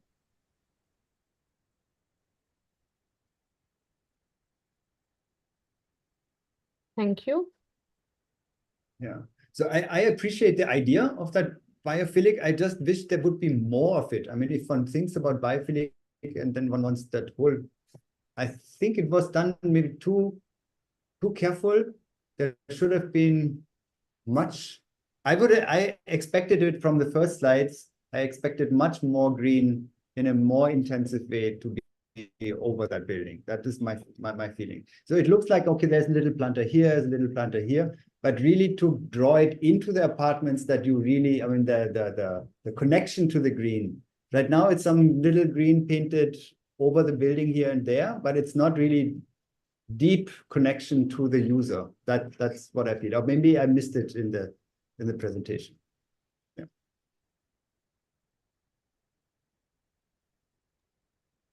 Sir, yes, of course you are right. But I was just trying to include my plantation and spaces to my design. So that's just was a try from my side and for the innovation. Okay. So what are the you have these orange or brown color wavy elements. So what are they in the facade?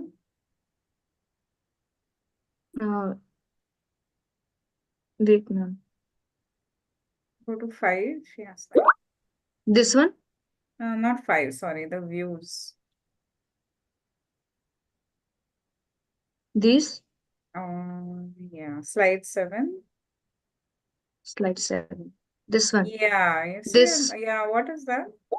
Okay, so this was the like biophilic element includes the organic architectural forms. So I was just planning to create a facade like a movement of branches, something kind of a thing. So it shows like it's just an organic form which shows like which gives a view of movement of branches going in upward direction. So like that I was trying to create So I some think, facade design. I think rather than that, like, Zonke mentioned, if you would have really looked at the green actually growing on your building rather than using these kind of, what do you say, boxing elements or just facade features, that would really, help to elevate the project. So I would strongly, dissuade you from trying to mimic exact movement, and like, whatever you've thought of, if you're looking at trees, branches, don't do like a direct kind of imitation of it, but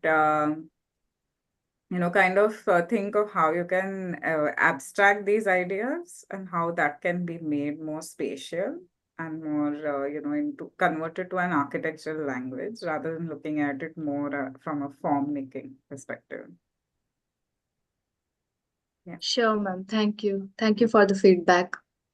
No further comments. I have the same comments as Soumya. Great. Okay. Thank you. Okay, ma'am. Uditi. Okay, ma'am. The next candidate is, and the last presentation for today from the students is Parth Tumare. Please share your screens. Yes, ma'am. Is my screen visible? Yes. Okay. So good afternoon, everyone. I'll Can you go just full screen? Sorry, ma'am. Yes. Go ahead. Yeah. Go ahead. So I'll just quickly share a few insights into my project. So this was developed for the industrial workers in MIDC area near Khid Shivapur in a very organic pattern. And this is a contour site with courtyards as buffers and social gathering spaces. It has efficient circulation, rainwater harvesting, and other sustaining elements. And a microclimate was created for good ventilation. The amenities are open to public, and the water tank is placed at the highest point, so the water supply is taken care of by gravity. And these are the side sections. We can see the advantage of slope that has been taken. These are the worker units which allow flexibility within the same grid, and this entire housing is planned to be built by using local materials. And the balcony spaces are covered a bit with jali walls, so the elevation is not disturbed when we dry close outside. These are the supervisor units, and at every landing level, I've provided a platform so people could make use of it collectively during festivals. These are the row houses designed for managers, which has efficiently used contours in vertical zoning and also has staggered planning for good natural light. And we can see how this section is developed and achieved a character of its own. And these are the penthouses for the CEOs, which has a semi-open kind of a living space with a flexible boundary walls to get full potential of the views. So that's it. Thank you, ma'am.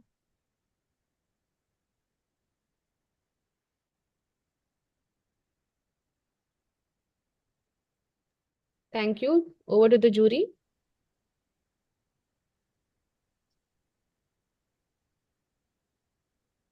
I can't really see the contours in this plan. I think it's highlighted correctly. Where are the contours? Yeah, I had the It's on same the right. comment. Oh, yes, these are very white lines. Emphasize it a little more.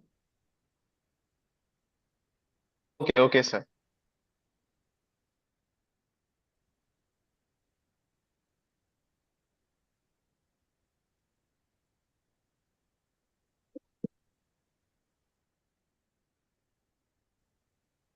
Any more comments? Okay, so yeah, the first comment is that though we had seen it in the section that it's a stepped site, Yeah. we can't really analyze it in plan. And Okay. secondly, the first step once you have a contoured site is also to understand where are the steeper slopes, which are the buildable slopes, non-buildable slopes. So currently from the Yeah. sections, it doesn't seem very steep. So I guess you're all okay. But that It would is be a very good that would be a good first step to even kind of identify where your roads should come in. Because currently there seem to be a lot of okay. roads on this, if you're saying it's a stepped and contoured site. So there seem to be a lot of roads and very wide Yeah. roads at that as well. And secondly, again, if it is contoured, then the amount of surface parking you've shown, I mean, I don't know, it's going to be really hard for people to park it if it's on a sloping surface. So we generally, So I mean, according to the brief, these are assumptions that I'm making. So unless we really see the contours, more accurately with levels on the plan, these are just okay. assumptions and kind of projections that I'm making about the planning. Secondly, can you just go to the slide which has the workers' housing in it? There are different categories, right? This one? You have the unit plan. This one?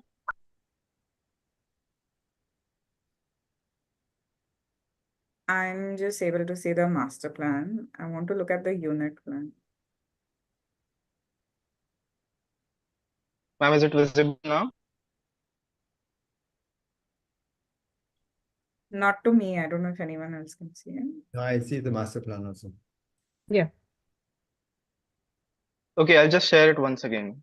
Yeah, you could stop sharing and then share again.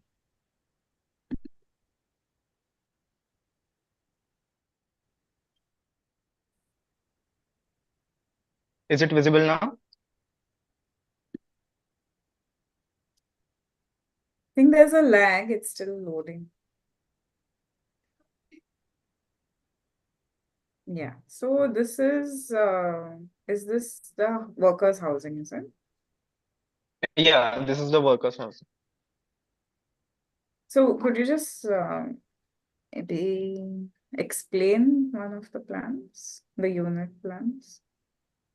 Okay, so the units have so I have thought about a flexibility which the workers might require according to their affordability.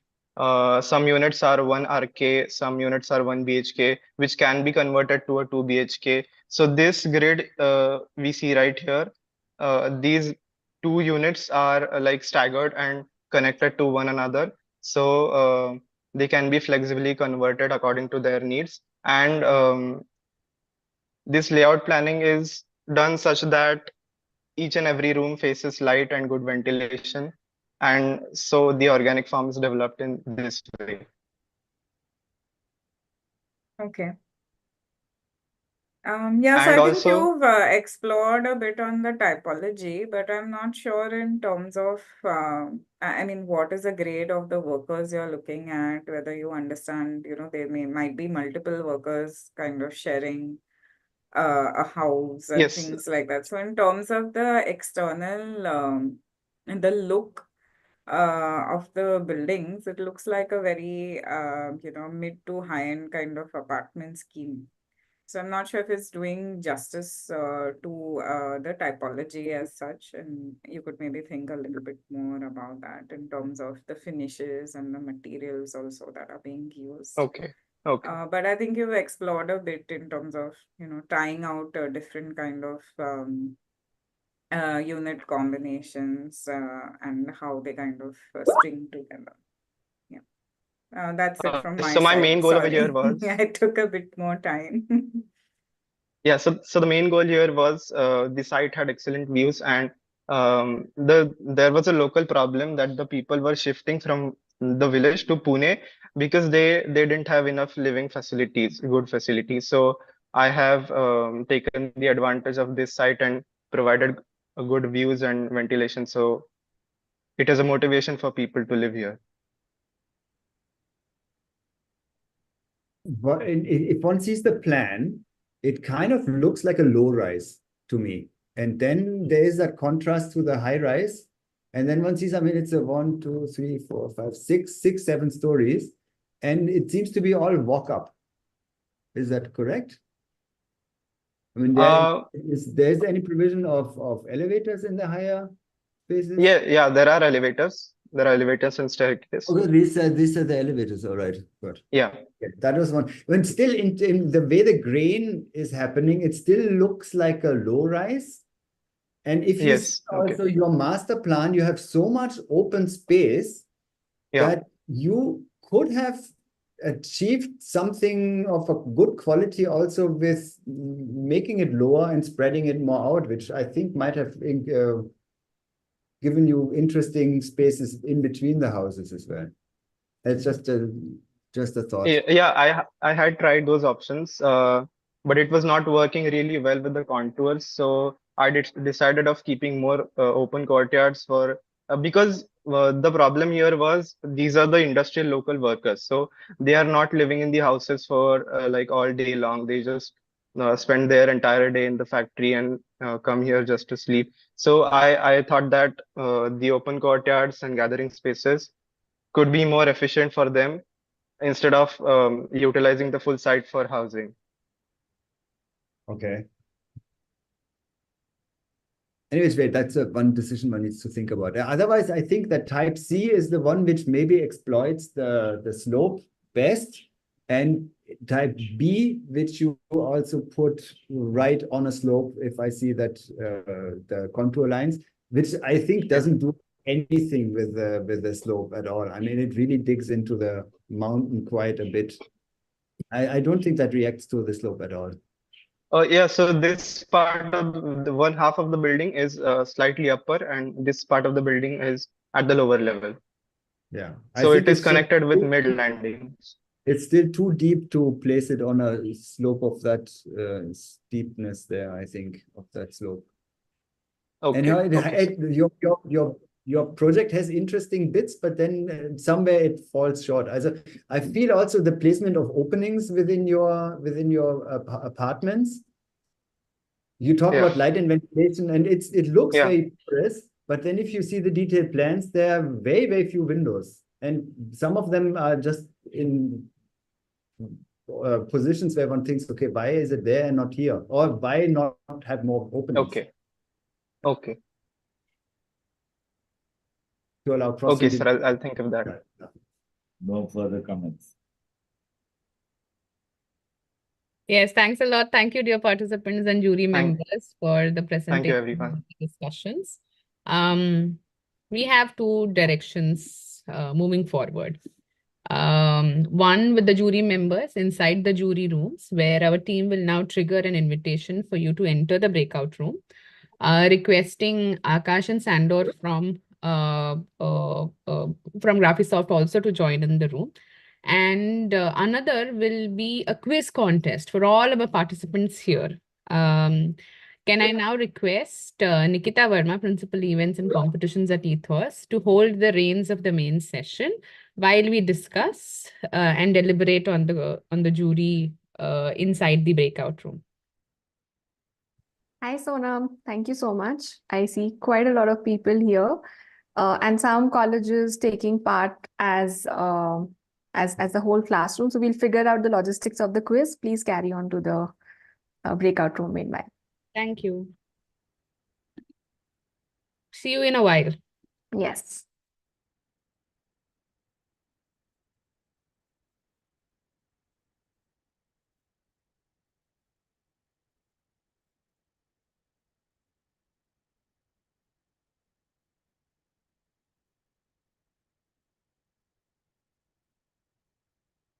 So hi, everyone. I'm Nikita, like Sonam introduced, and while the jury is deliberating on who's going to make it to the top today, we'll be playing a little quiz called Arcumen Mini Quiz. I'm not sure how many of you are aware about Arcumen, and I'll take you through it shortly. But before we get to the quiz, and I see some of you are logged in as classrooms and not individually, I would request anybody who wants to take part in the quiz to have a personal login to the Zoom link so that you can individually participate. It's not a team activity. We are letting only individuals participate in the quiz. So those of you sitting in a cluster in your classrooms, maybe you want to join Zoom independently on your phone quickly, or figure out maybe one person from the class who's going to take the quiz and perhaps is your nomination from the classroom. So I'll give you like 1 minute to figure those logistics out.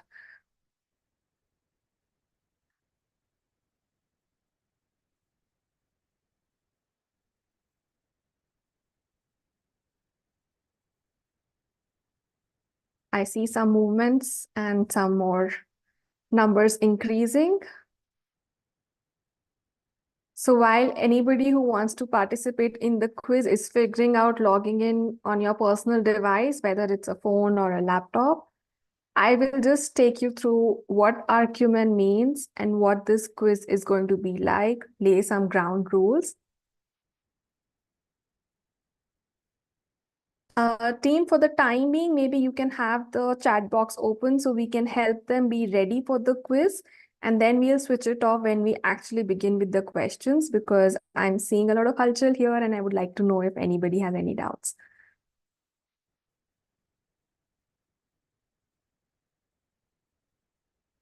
So first of all, maybe on your screen, you can just raise your hand. How many of you have heard about Arcumen or have taken part in the quiz in any of your previous academic years? Anybody? I think most of the videos are off. But I would like to brief you all about Arcumen in case it's new for you. Ethos, under which this collaborative studio happened along with Graphisoft. So Ethos actually began its journey in 2002 with Arcumen, which is now India's biggest architecture quiz for students of architecture. The quiz began in a modest setting in Kolkata in 2002, but since then it's become a popular, event in the academic calendars of colleges across the country. It has even traveled to Sri Lanka and Lahore for 2 international editions in 2010, and since then, zonal and national event across the country. So every year we have a North, South, East, and West interface, and top 2 teams from each of the regionals then go on to the national finals. And on your screen, you would see some images of the most recent arguments and the enthusiasm we've seen over the years. So that's about Arcumen, and we will in fact be announcing this year's Arcumen journey very soon. But here today we have a glimpse of it for you to practice what quizzing can mean in an online format on Zoom. And I'm going to give you the instructions on how to participate in the quiz and what's the giveaway for the day. So first of all, there's a Google form that all of you need to open on your screen that's being put up in the chat box by my team. Team requesting you to please put in the chat box, the Google form link on the chat box. This is also the link that you can scan. So if you haven't yet, please have this Google form ready. You need to fill in your personal details. Please make sure only one person is attempting the quiz. If more of you want to participate individually, you feel free to do so. We don't have a restriction on the number of quiz takers per college or so on. But you need to open the Google form. Already fill in your personal details like your name, college, year of graduation, your contact details, so that you save some time when we begin the quiz. The winner today, the top scoring person today, will be shipped a book of Arcumen so that you can prepare even better for the actual Arcumen quiz when it happens. Some points on how the scoring will happen. So there'll be 5 points for every correct answer. There is no negative marking. The participant with the highest score at the end of the quiz will be declared as the winner and will be receiving a copy of the Arcumen book. In case there's a score tie between 2 people or more, the person who submitted the Google form first, so timing matters, okay? So the person who submits the Google form first would be the winner. So make sure as soon as you've entered your answers, you click submit. There are 10 questions that will be displayed on the screen one by one. You need to fill in the answer. You need to type out the answer in your under the right question in your Google form. So you would see that on your Google form, there is a basic section to enter your personal details, your name, college, phone number, mail ID, etc., so that we can get in touch with the winner. After that, there are certain blank questions, question 1, question 2 to question 10. That's where you'll be filling in the answers as I move forward in the quiz. Are we ready? Somebody say yes. Show me a thumbs up. Are we ready? So once again, I have the Google Form QR code on my screen, as well as the chat. And we are ready to go to the first question. in just a few seconds. So keep your eye on the Archicad book. And the first question on your screen is, what is the main outer material used in the Statue of Liberty? I repeat, what is the outer material used in the Statue of Liberty? You also have an image of the Statue of Liberty on your screen.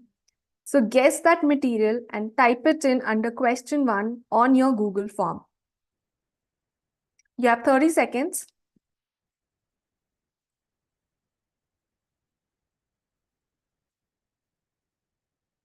What is the outer material used in the Statue of Liberty? The Statue of Liberty is in the USA. Deepak, lunch लगा लो. I'm moving on to the next question. The second question of the day is, identify the iconic building that this image shows the evolution of. You're seeing a sketch and an image on my screen. You need to identify the iconic building that this image shows the evolution of.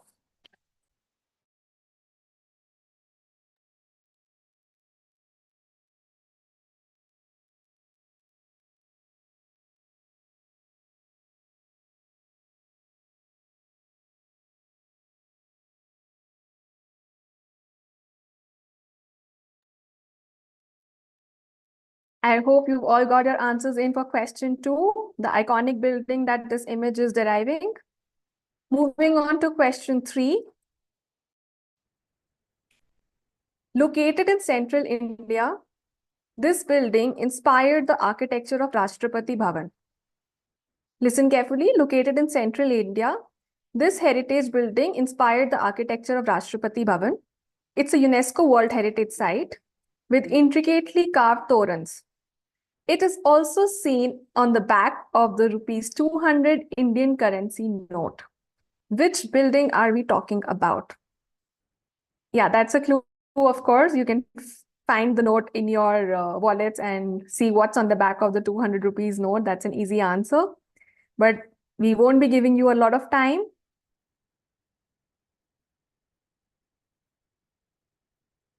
A heritage building located in central India that inspired the Rashtrapati Bhavan and is also seen on the back of the rupees 200 Indian currency note. I hope everybody's filled in the question 3 answer on the Google form, and now we're moving on to question 4. There are 2 landmark buildings in the image on my screen. There are 2 landmark buildings on the image on my screen. Name both of them. I'm pointing out the 2 landmark buildings, 1 and 2. 2 very iconic skyscrapers. Hint, they are in the United Kingdom. Please mention both of them. Scoring team, please note they get 5 marks if they guess both of them and 2.5 if they guess only one. There's no negative marking. I hope question 4 has been typed into your Google Forms. And moving on to question 5. This one has been in the current affairs very recently. Please mention the architecture firm or maybe the founders of the big firm who designed the Surat diamond bores. This is a recently completed iconic building in India. Who are the architects of the Surat diamond bores?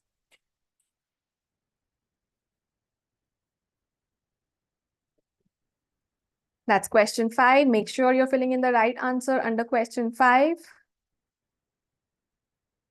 Keep a track of the number of questions, the sequence number, and fill the right answer under the right question number. Who are the architects of Surat diamond bores?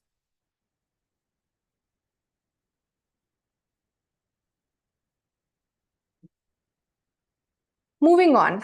This one can be a little tricky, but it's for all the architecture geniuses out there. You need to expand INTACH. What is the full form of INTACH? INTACH.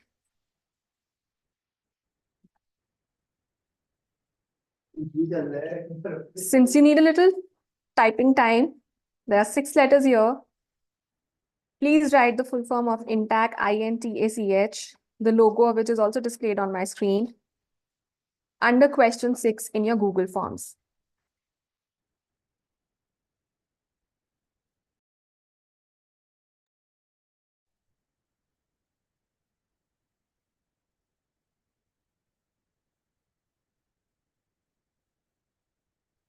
Let's go on to question 7.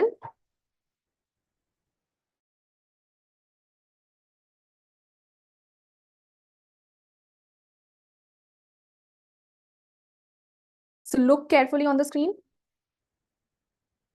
Look at the diagram, look at all the labels. Spot the error and type in the error into your question 7 on the Google form.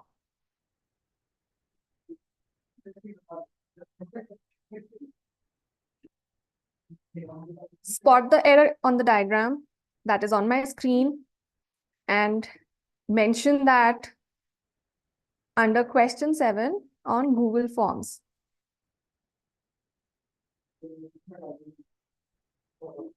That's the 7th question, 3 more to go. And we're moving on to question 8 next. Here we are with another question around Incredible India.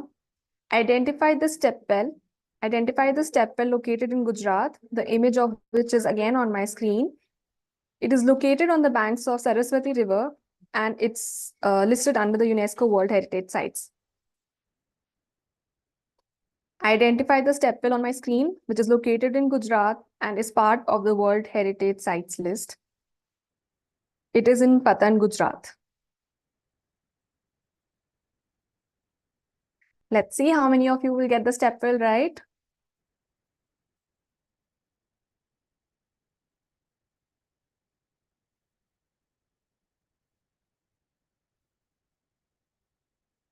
I hope you've all been able to get this right and fill the right answer under question 8 on the Google form. Last 2 questions for the day, and we'll be moving on to question 9 now. That's an easy one. Again, something on Incredible India. What is the primary material used in the construction of Humayun's tomb? Humayun's tomb is a monument on the screen. We want to know what is the primary material used of Humayun's tomb.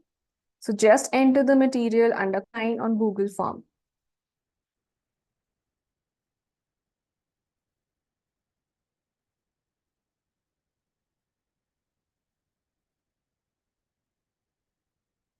Are we ready for the last question of the day? I'm quite excited to see the scores and see how many of you got it right. It will be a tough job in case many of you are scoring high and we need to look at the timing to see who's the real winner today. And the last question of the day, it's around Pritzker Architects. Who is the Pritzker awarded architect associated with the designing of this dancing house building located in the Czech Republic? Identify the Pritzker awarded architect associated with the design of this building.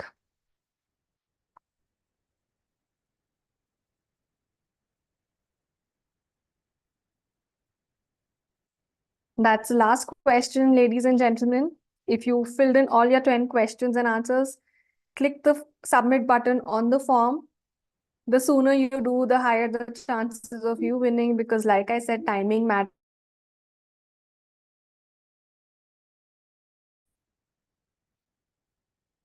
So the last question, identify the Pritzker awarded architect associated with the dancing house located in Czech Republic, the image of which is on my screen.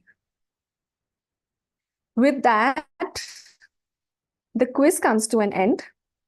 Thank you for participating in the quiz. Please click submit on the form if you haven't yet, because we'll be closing the form responses in another minute. And like I said, the timing matters apart from the answers. There's no negative marking, so take your guesses if you haven't yet. And with that, I would say, let's stop taking answers. I hope many of you were able to attempt the quiz well. Requesting the backend team to start the scoring process. And I think the jury is also here. Yes, we are here and we are ready. But before we announce the winners, I would invite our jury members to the screen and share their input and feedback with the participants on the key takeaways from this presentation and how to move forward from here. Yes, can I request Architect Naresh Narasimhan to please begin first? After I used the word takeaways, I suddenly remembered takeaways. Once you had said that that's the word you hate the most. Swiggy does take away. Anyway. Yes. No, anyway, creditable effort by everybody, but I just wanted to advise all the students and the young participants of this whole session that learn to make different kinds of presentations for different formats. And something that looks good on a big screen will not look good on a small screen. And use what I call the TED rule. In TED Talks, you put only maximum 2 images per slide, or 1 image preferably, and 1 word. And then talk about what you want to talk about. Don't read off a screen. And don't put too much information. No jury is impressed with. I know you've done a lot of work, you've thought a lot of what to put into a presentation, but restrain yourself and then talk about it rather than try to show everything on the screen. Other than that, I think you've all made an effort to learn that software. I think Archicad also is slowly starting to make inroads and challenging the existing guide, which is interesting. I like duopolies. I don't like monopolies. So duopolies are better than monopolies. So I think other than that, a little more effort in understanding human behavior when it comes to high-rise living is also important, not just what builders want and what FSI, the demands of FSI dictates. So learn to look at that a little more with more sensitivity. That's about it. Thank you. Thank you. Thanks, Naresh. Can I request Zonke to please share his views? Yeah, I also agree. I think it was a good effort by everybody. So thank you for sending your entries and presenting today.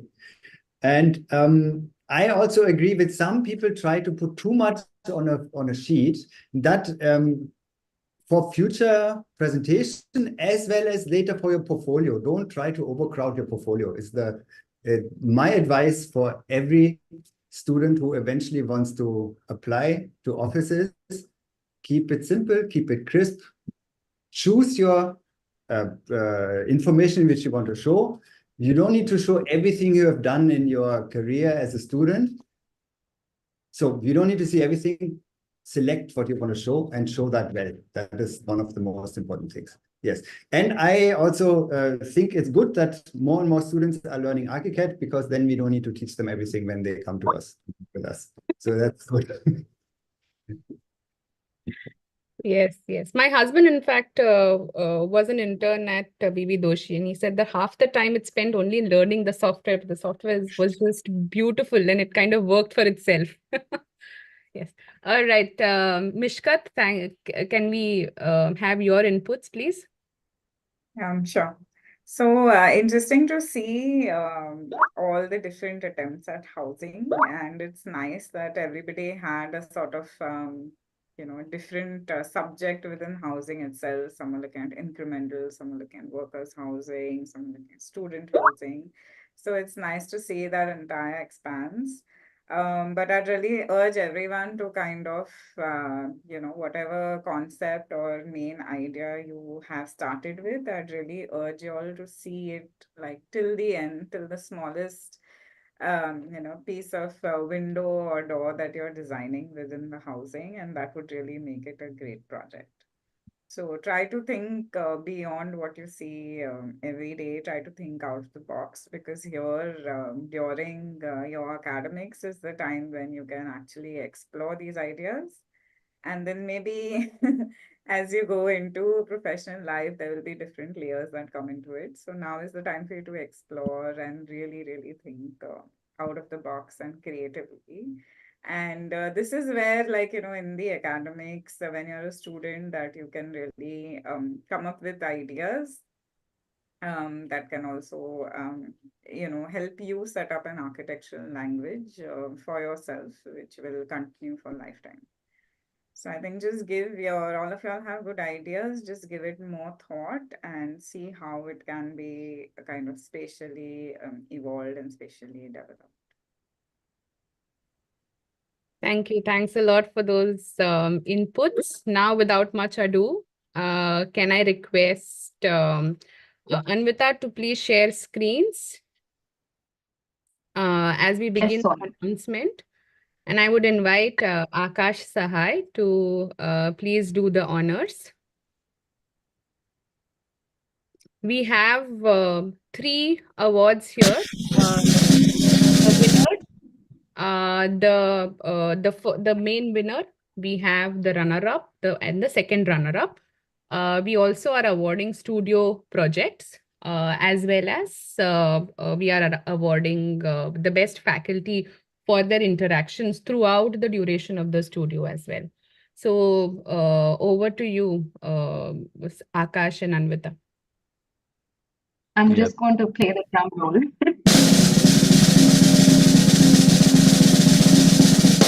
Okay, so for the studio award for the maximum submission of the BIM project, and the award goes to You can announce. No, you go ahead. Move forward. Okay. yeah to Reva University, Bangalore, and Smith Brico Architecture. So congratulations to both the colleges for their participation in this event and making this event successful, and also for encouraging students for submitting maximum BIM projects. Yes, and Congratulations.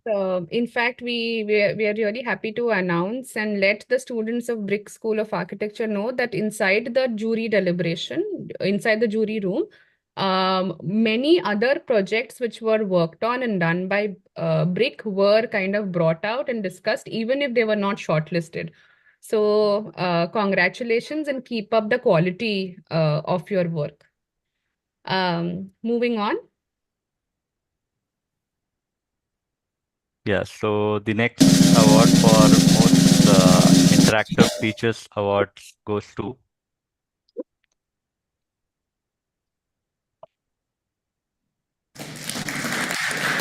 Professor C.B. Balakrishnan from PhD Institute of Architecture and Planning. So congratulations, Mrs. Professor C.B. If you are there, we would love to see you coming on screen.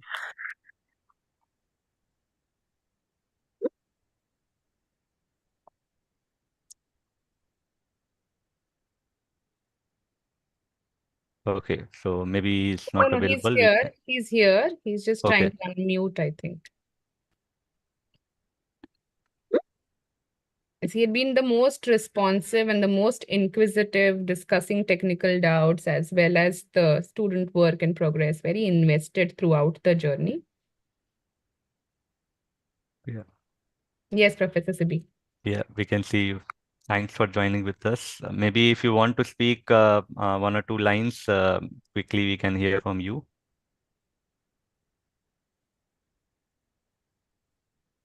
Hello. Hi. Hi. Yeah, hi. Hi, Anand. So yes, I mean it was a very, I would say we were very fond of the studio. I would rather put it. We were the very, the young institution, and it was a great opportunity for us to learn across from different, different studios from across India. And I know it was made possible only because of our Professor Tamilwanan. He initiated, he spearheaded the design studio, and it went very well, I would say. And there was a lot of doubts and technical doubts which the students they ask now and then. They also tried their best. So definitely these sort of collaborative studios are definitely helpful, and in future also definitely will be PHIAP will be a part of the whatever collaborations that Ethos will bring in the future. Great. Thank you, Sonam, and thanks Team Ethos and Graphisoft as well. Thank you, everyone. Yeah. Thank you, Mr. Professor C.V. Balakrishnan, for your kind words. Moving ahead with the next award. So we'll be announcing the second runner-up for the entire design competition, the Archicad Design Challenge, which happened, and the award goes to Sukanya Jha from School of Planning and Architecture, New Delhi. So congratulations, Sukanya, and we wish you all the best. If you're on the call, maybe you can just come on your screen and one or two line you want to speak.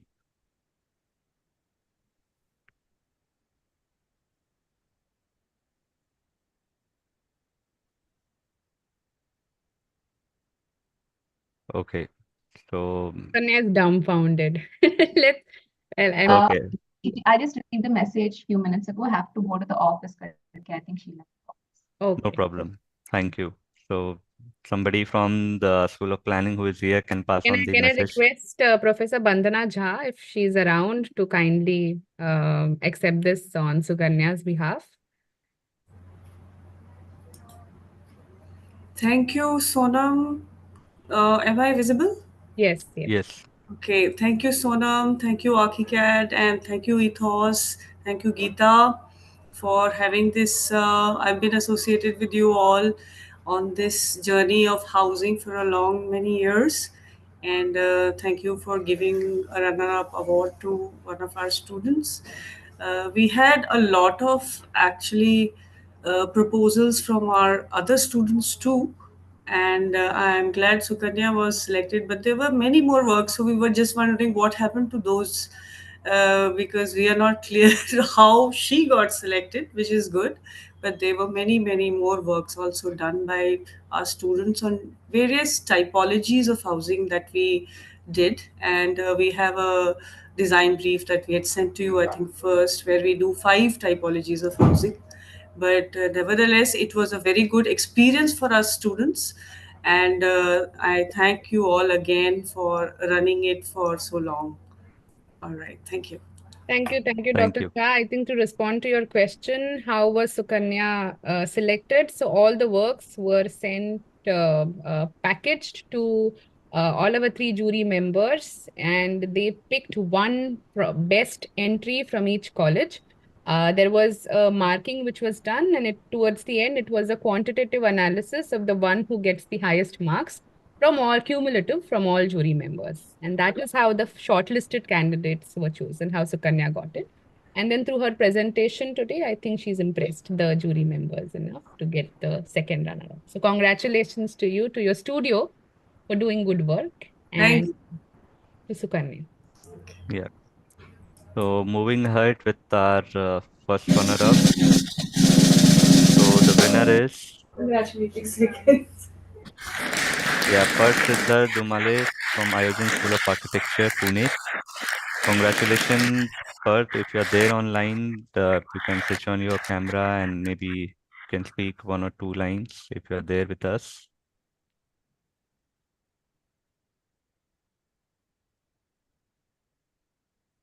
Or somebody from Ayojan School if would like to talk on behalf of him.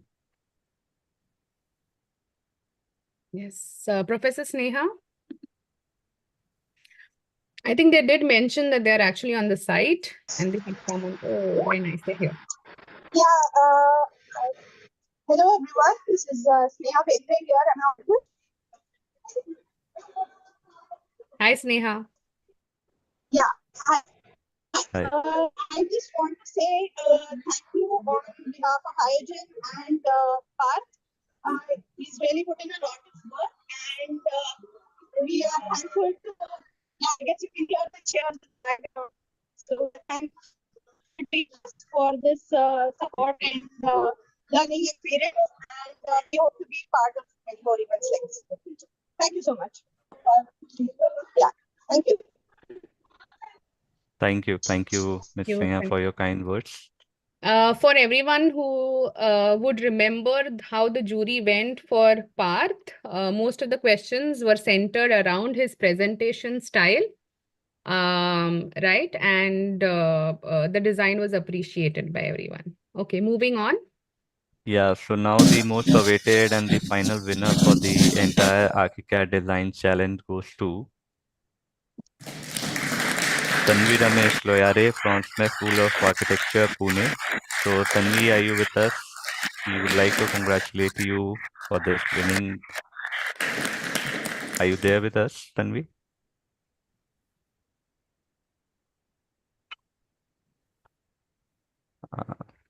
I would Yes. invite, in fact, both Tanvi and Professor Ninad to join us. Vaidehi, if you are here, it will be nice to hear from you as well.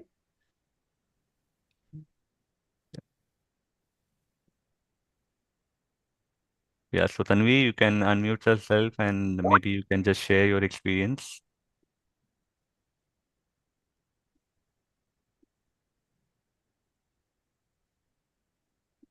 I don't know if she is allowed to unmute. Yeah, okay. Yeah. Thank you so much, first of all, and like it was a really great experience working like throughout the semester with along with the inputs of Ravi sir and learning learning Archicad as a software. And thank you so much. Good. Thank you, Tanvi. Your design was much appreciated. In fact, to the order that all the jury members, the moment they entered the jury room, they were like, we all know who the winner is. And we were like, no, wait, let us look at the marks. So it was a unanimous decision inside the jury room. So congratulations on that. Do we have Ninad or Vaidehi or any faculty from BRIC here? It's also lunchtime at schools, so we've kind of overstepped our time limit. Yeah. Yeah. All right. And the last and the final Yeah, so the final award goes for the best Archicad BIM model, and the award goes to Arun C from Reva University, Bangalore. His BIM model was much appreciated by all the jury member, and it was nice to see the ideas which he has bring and brought into a design. So Arun, if you are there with us, maybe you can come online and Yes, sir. yeah. Sir, thank you so much. I would like to thank everyone. So I'm very grateful to Graphisoft team. So and I would like to thank my teachers also. Thanks so much. Thank you. Thanks, Arun. So with this, we've come to the end of announcing the results for the Graphisoft session, but the rest of you here in the audience also had an argument, right? Can I request Nikita to come to the screen and please announce the winner for argument as well? Thanks, Sonam.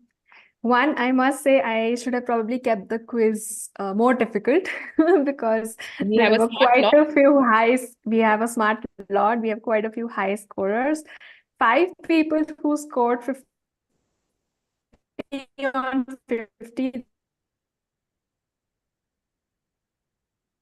Case of a tie, it's the fastest fingers first. So whoever, got the timing the best kind of makes it.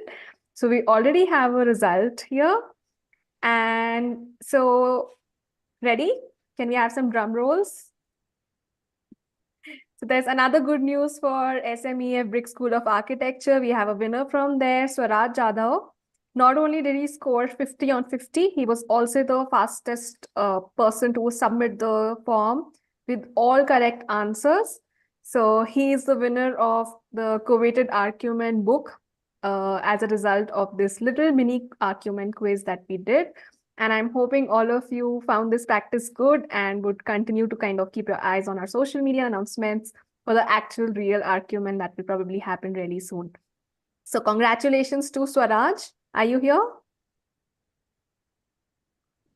Thank you so much, ma'am. Yes. Yeah. So my team will get in touch with you to get your address, etc., and we'll send you your book. And all the best, everybody. That's it from my side.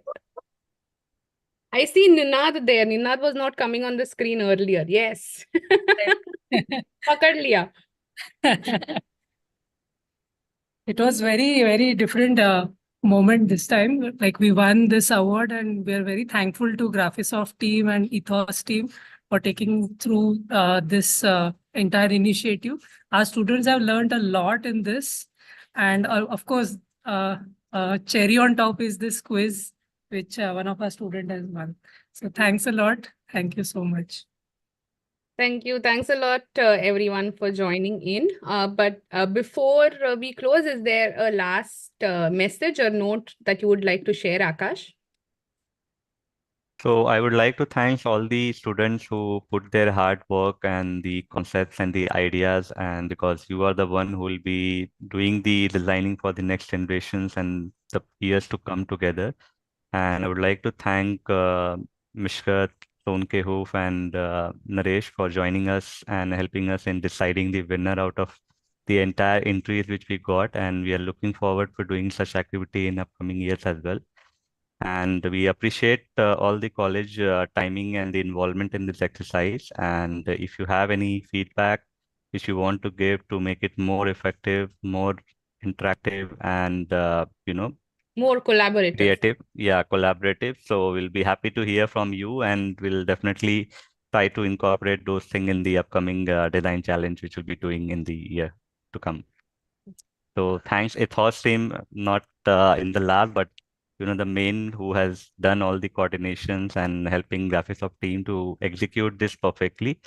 So thank you, Geeta and team, and Sonam, Nikita, and everyone who was a part of this entire journey. Thanks, Akash. I think congratulations are well deserved here to all the winners who got in. But having said that, the intent of collaboration is not really to identify that one single good entry. The intent of collaboration is to ensure that each and every participant has something to take back. Good awards and good designs were awarded, and you got a chance to see them through the inception of those projects as well. So the journey was also open for everyone to see that it's maybe for some it was just the last minute push, but for many others we noted from Ethos's end that it was actually this consistency that they laid from the beginning of the collaborative studio till the finale and to the end. And many a times it's the last minute efforts that work, but many a times it's also this consistency that brings us winners. All winners will receive an email regarding the transfer of prize, the certificates, amongst other things. But for the rest of you, you can avail your certificates as participants directly from the ASH dashboard. Stay tuned for the next edition of Graphisoft So before Collaborative. we end, Sonam, I like to ask Sandor if he's with us to also share his inputs and feedback. Yeah, thank you, Akash. Yeah, so it was a great experience. We were really happy that so many participated, and I think that's also a great thought and a good takeaway that the prices don't really matter in this case, but your own individual journeys. I was surprised that many worked on quite big projects, so you were trying to give all in and not just the design, but learning the software at the same time. So these are quite challenging, but everyone did their best definitely, and we have seen some great usage of the software, our software as well, but also how it was presented on the boards. So obviously there are a lot of other fields where there is room for improvement, as the judges also highlighted. But I think it is really a great start. So keep on and keep up the good work, everyone. Thanks a lot. Thank you to our jury members, Naresh, Zonke, and Mishka. Thank you for gracing us with your time, your inputs, and for all the back-end marking and discussions that we've had for the last 1 month. Thank you for your time. And congratulations to each and every college who joined us today. Iojan School of Architecture and Design, Pune. SMEF Brick School of Architecture, Pune. Manipal Mahe School of Architecture and Planning, Manipal. Institute of Architecture and Design, Priyadarshini Institute of Architecture and Design Studies, Nagpur. PSG Institute of Architecture and Planning, Coimbatore. Reva University School of Architecture. School of Planning and Architecture, SPA Delhi. And VGU Jaipur. Thanks a lot. Thank you for joining us, gracing us with your presence. And stay tuned for more. Thank you. Thanks. Thank you, Team Ethos. Thanks, Sonam. Would we all want to start show our screens again as the last round, or we've already lost some participants? I think we've done that when Naresh was not around. Okay. Thank you. So Zongi, you were saying something? Did I cut you? No, all right. Okay. Thank you. Thank you, everyone. See you on the other side. Expect emails from us. Bye-bye. Bye.